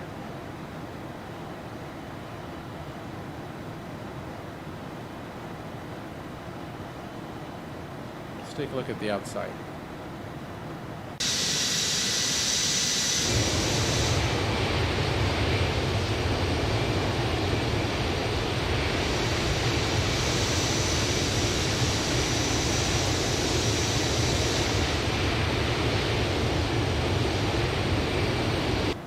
By the way, I think that we should have turned on the heaters, the fuel heat to auto. But that should have been something we've done earlier. Just look at those dials, and I'm just wondering, we've got everything in needles, and then we've got these digital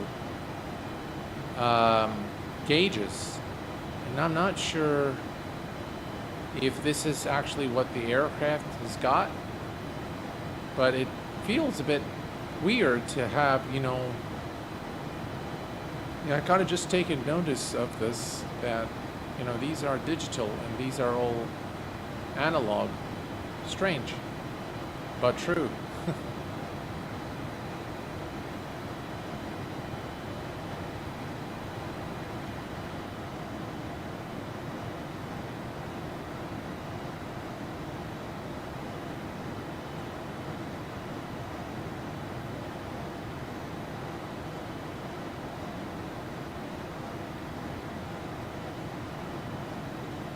Right, we're descending through 8,000 for 2,000, and as you can see here, we need to be above 7,000 as we enter into the transition.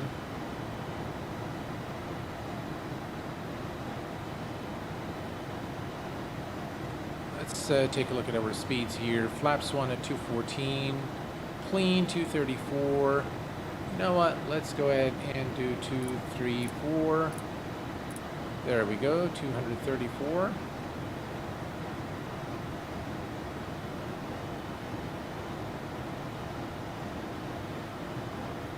And I believe the transition altitude you said is 6,000. But I think what we can do is go to 1009er, which is the altimeter setting. So that's 1009 and 1009. There we go.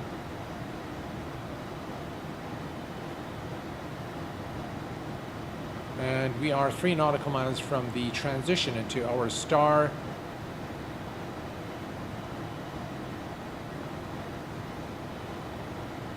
There we go.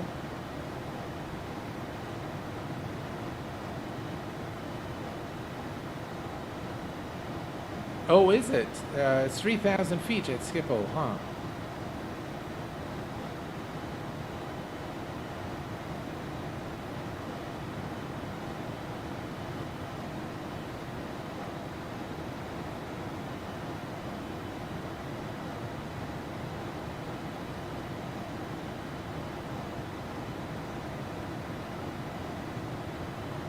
Right, so we've got about 50, so we've got plenty of time to descend to 2,000. So if you look here, we are currently, as you see, we've got 49.5.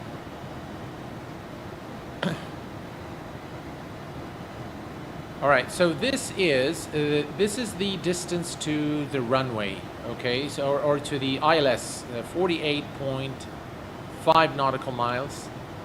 We are currently at 7,000. All right, so we need to increase our rate of descent just a little bit here. So we're going to take it to about 800 feet per minute.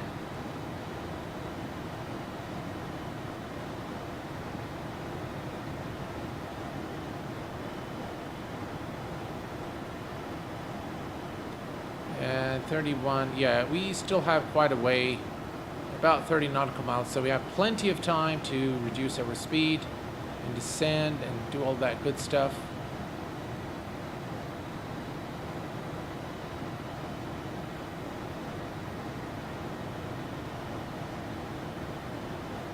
All right, so according to the flight plan, there is a restriction here. 250 knots is the maximum allowable speed. We need to be above 7,000 and below 10,000. So what I'm going to do at this point is go to Alt Hold.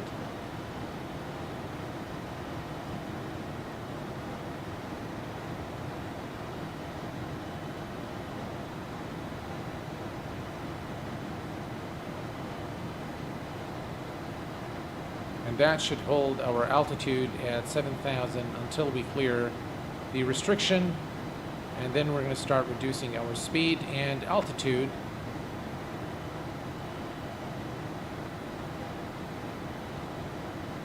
Everything looks good now.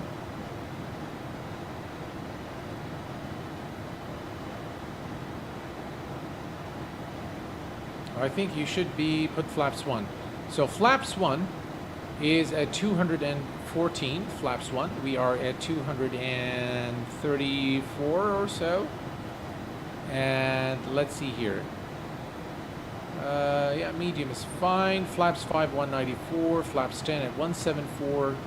Flaps 30, 139. And we've already set our speed bugs, so we are good there.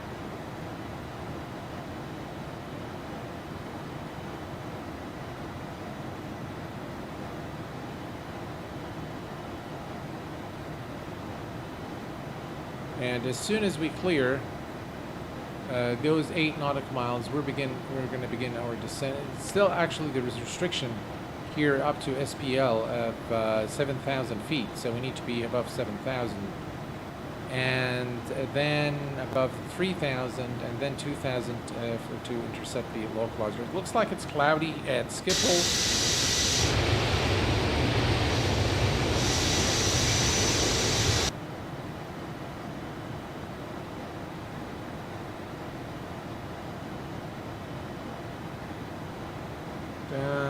But the angle of attack seems fine.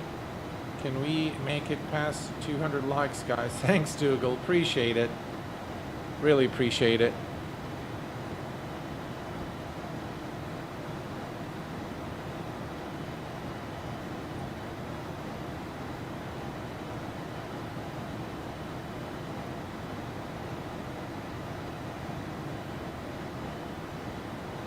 Man, I'm really behind on my emails. A lot of you guys have been sending me emails. A lot of developers have been sending me emails. I am just really falling behind on just about everything. Duncan, hello there, my friend. Welcome.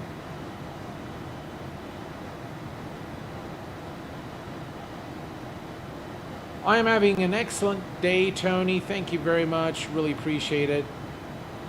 Andrew, hello there, my friend. Captain Geo, hey there, what's up? Ryan, hey there. How are you doing, my friend? Can you use the SIVA with this sim? Yes, absolutely, Tony. You can use the SIVA. This aircraft has got a built-in SIVA navigation system, or inertial navigation system, the SIVA INS. And there is also a SIVA INS that you can buy as a separate plugin that works for the FlyJSIM 7.2 and 737. But it's a separate add-on. I think it cost $9.99 or something like that. And I've got a full tutorial on that, on the use of the INS. All right, so here we are, folks. If we take a look at the aircraft, so that's where we are right now. And you can see this restriction noted here, which is above 7, below 10, and maximum speed of 250 knots. We are now approaching Amsterdam, and we are not too far from our destination. And we will maintain 7,000 for the time being, and 240 knots, or 234 knots at the present time.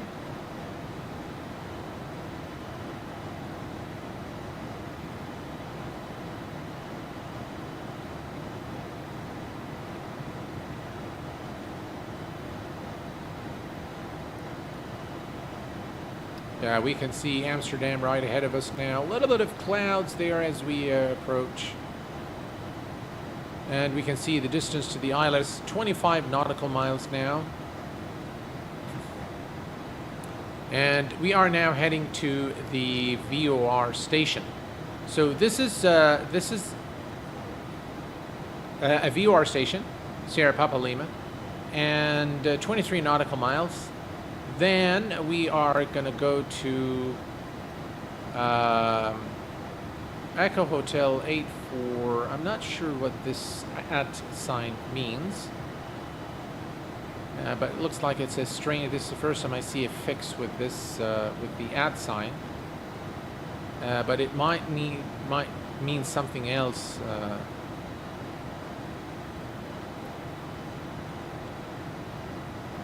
So above 3,000 here, 220. We're looking good, folks. All right. What I'd like to do at this point is I'd like to begin the descent again. So mind the restriction, that's fine. But I'd like to descend. Let's see here. BS. And we're going to descend at about... yeah, 800 feet per minute or so.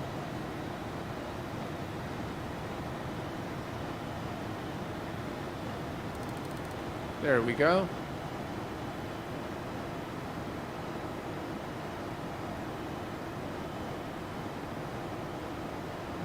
Let's see.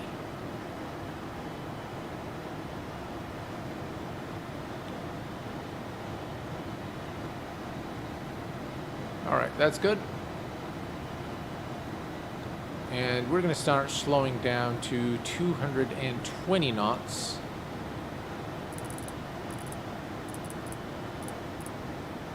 Right, and we're going to take a note of flaps 1 at 214, so we're still good.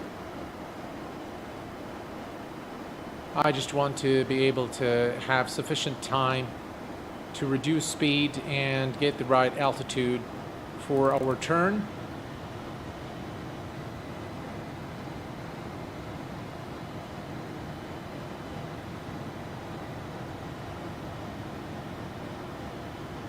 Definitely not doing an auto land.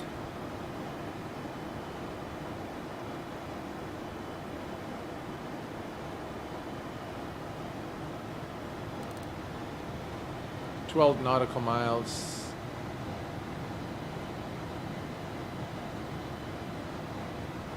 Yeah, we're down to about 220 now. So we're looking good there. Just to give you guys, let me see if I still have, no I don't. So SPL is actually somewhere right here. And then this waypoint, or fix, the TEDVO is right there. Approximately 10 nautical miles from the runway. 2689. Yeah, it's about 10 nautical miles. So, as you can see now, we are entering into Amsterdam, and we can see the aircraft there taken off. We're not too far from the airport now. Let's take a note of our altitude, 5,700. Let's increase our rate of descent just a little bit. We're going to go for about 800 feet per minute. You can see the aircraft coming now from Schiphol Airport. You can see one here, right there.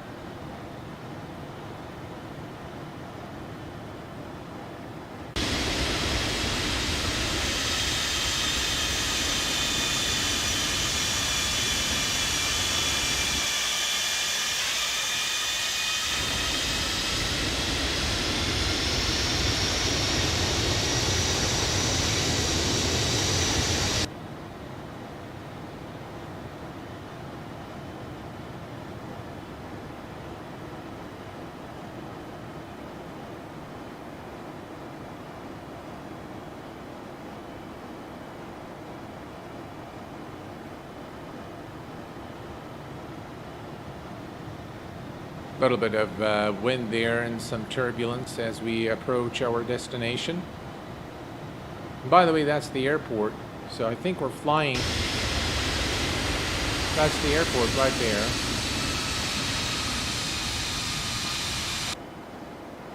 All right, let's go ahead and increase our rate of descent just a little bit here. And we're going to go to... We're still okay. We can see the traffic here.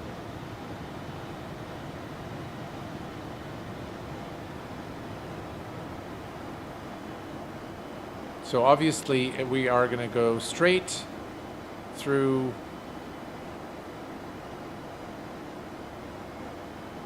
Now let me just take a look here and see. Oh, that's where we are. All right. So here's what we're going to do, folks. We are going to go to 213. And let's see here.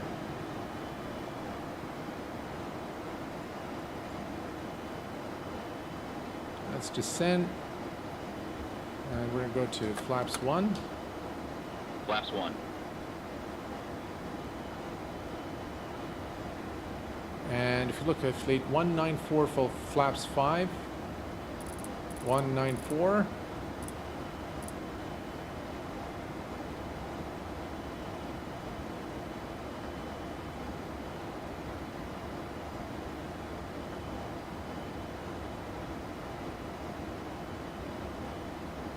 We're almost there now.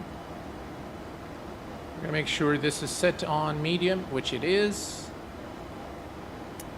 Turn off wing lights. 1000 level off. Logo lights.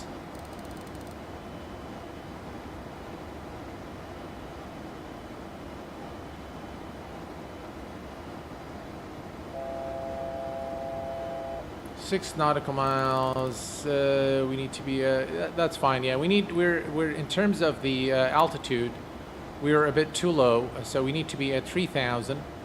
But that's all right. I just want to make sure that I am able to reduce the speed in time to intercept the localizer glide slope. And if things don't go right, then we can always disconnect the autopilot and hand fly the aircraft. Beautiful aircraft to hand fly. Immense fun to fly it. All right, and now we're going to go to flaps 5. Flaps 5.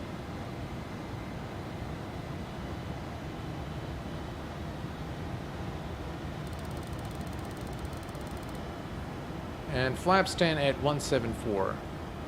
We don't need that. We're going to maintain 194 knots. Flaps 5. And let's see here, 220. That's fine. If we look at the so it has gone,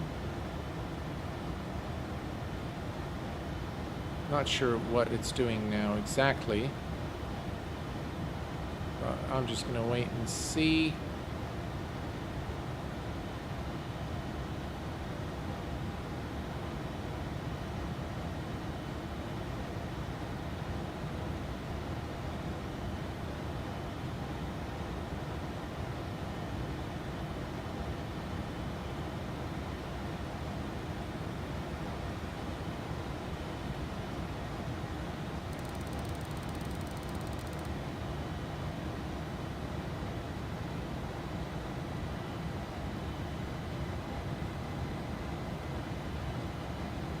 All right, so the aircraft is now turning back towards the airport.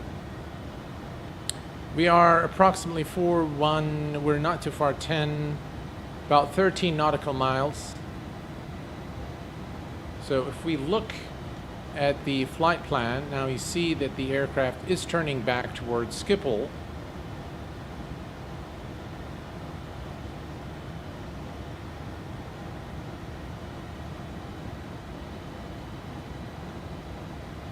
All right, at this point, what we can do is we can switch this to radio, switch that one to radio,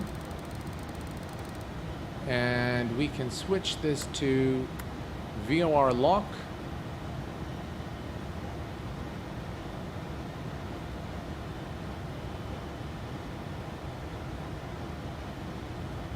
And we are going to reduce our speed to 174 knots.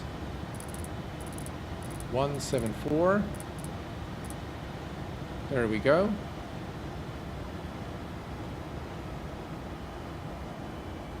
And we're going to go to flaps 10. Flaps 10. Glide slope alive.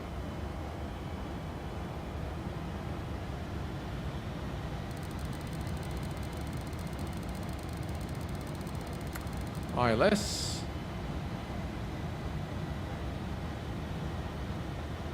I have no clue if we are on the glide to the runway or not,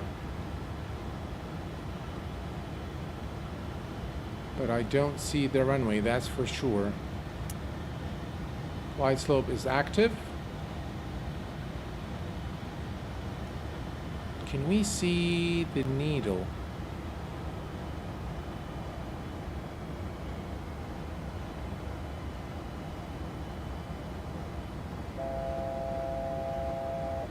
We are going to go to, let's see here, 139.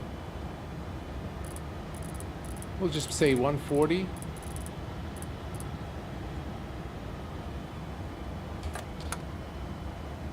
Flaps 20. I have no clue where the runway is. All right, I'll tell you what. Let's go ahead and disengage the autopilot.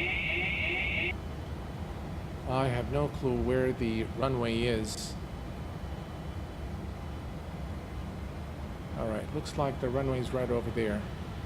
Let's Gear down. Gear down. I think I see the runway now.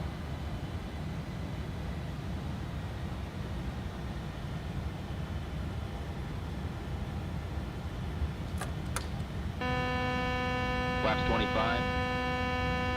Gears down, green light. I think that's the runway right there. And yeah.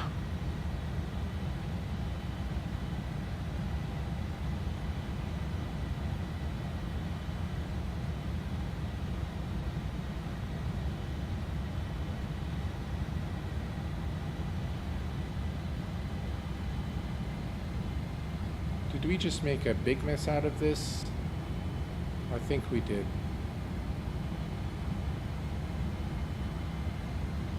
I have absolutely no clue.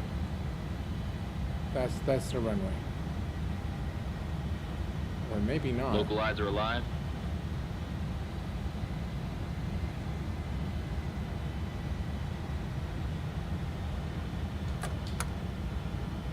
Flaps 30.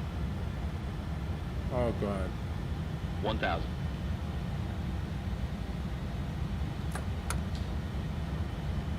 Too high. Too high. Approaching. 27. Too high. Too high. That is 500. definitely the right runway.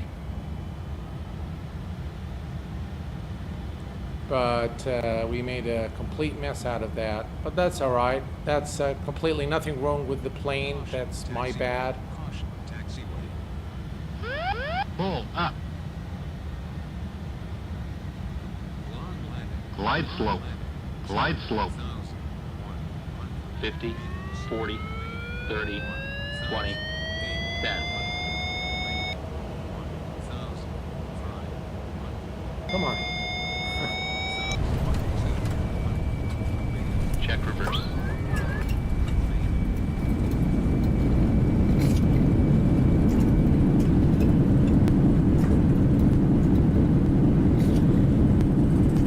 Auto brake off. Out off reverse. 60 knots. Oh well. It did not end well. V1. This was probably one of the worst landings I have ever done. Yeah, I think we should have. One of the things that I should have done is switch to heading mode right before SPL.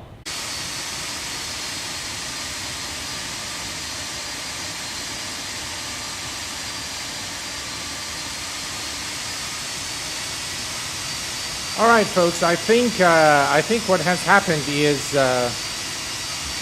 I think Streamlab OBS crashed. So sorry about that. I don't know what happened. I just noticed that the connection is gone. So let's go ahead and do the replay again. I think we can always get something good out of. All right, so let me go ahead and start this again.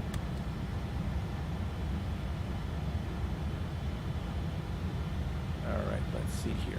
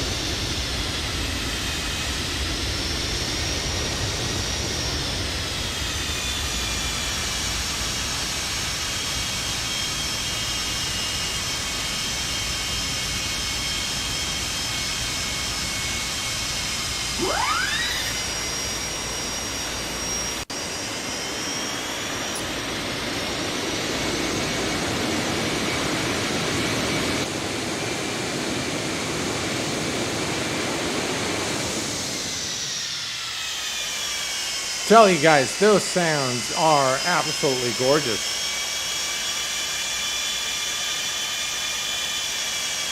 All right, this time let's do the replay, and we're just going to take a look at what we've done. So that's the aircraft right there. Right, so this is how we came in. Extremely dangerous approach. Yeah, it should have been a go-round, to be honest, and I should probably circled the airport and came back again to land. But, God, I love X-Plane. Just look at that. Yeah, definitely way too high.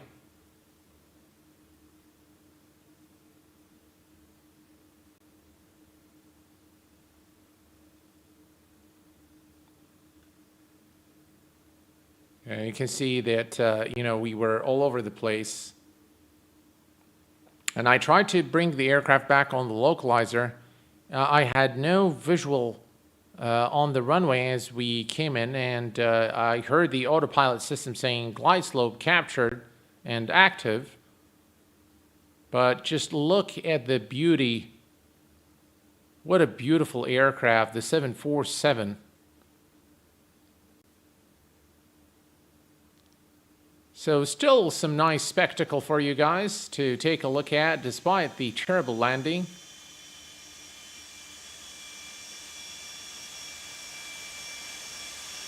There we go. Acceptable in terms of the FPM.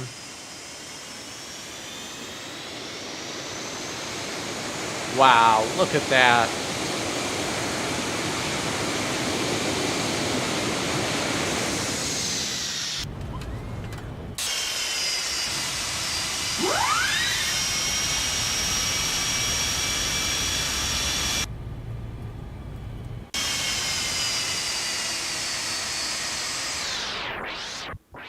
Well, folks, this was the very first overview and look at this aircraft, which is, by the way, still in beta.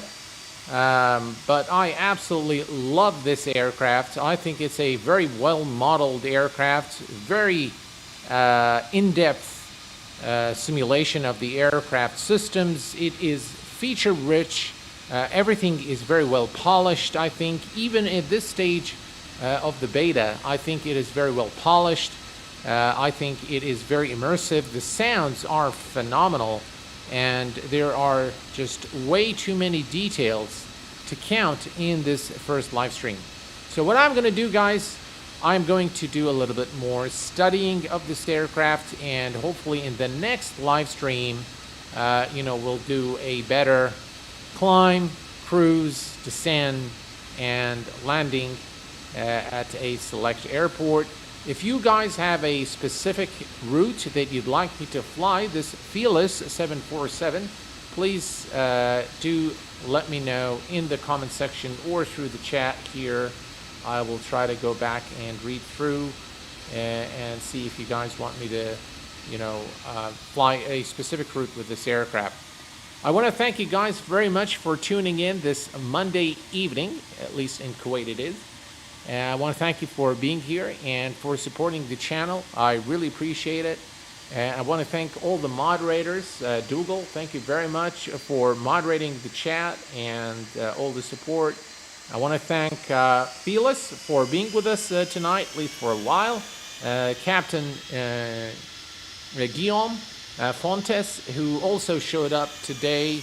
And of course, the one who needs no introduction, V1 Simulations. Thank you very much, sir, for joining us here on the stream tonight.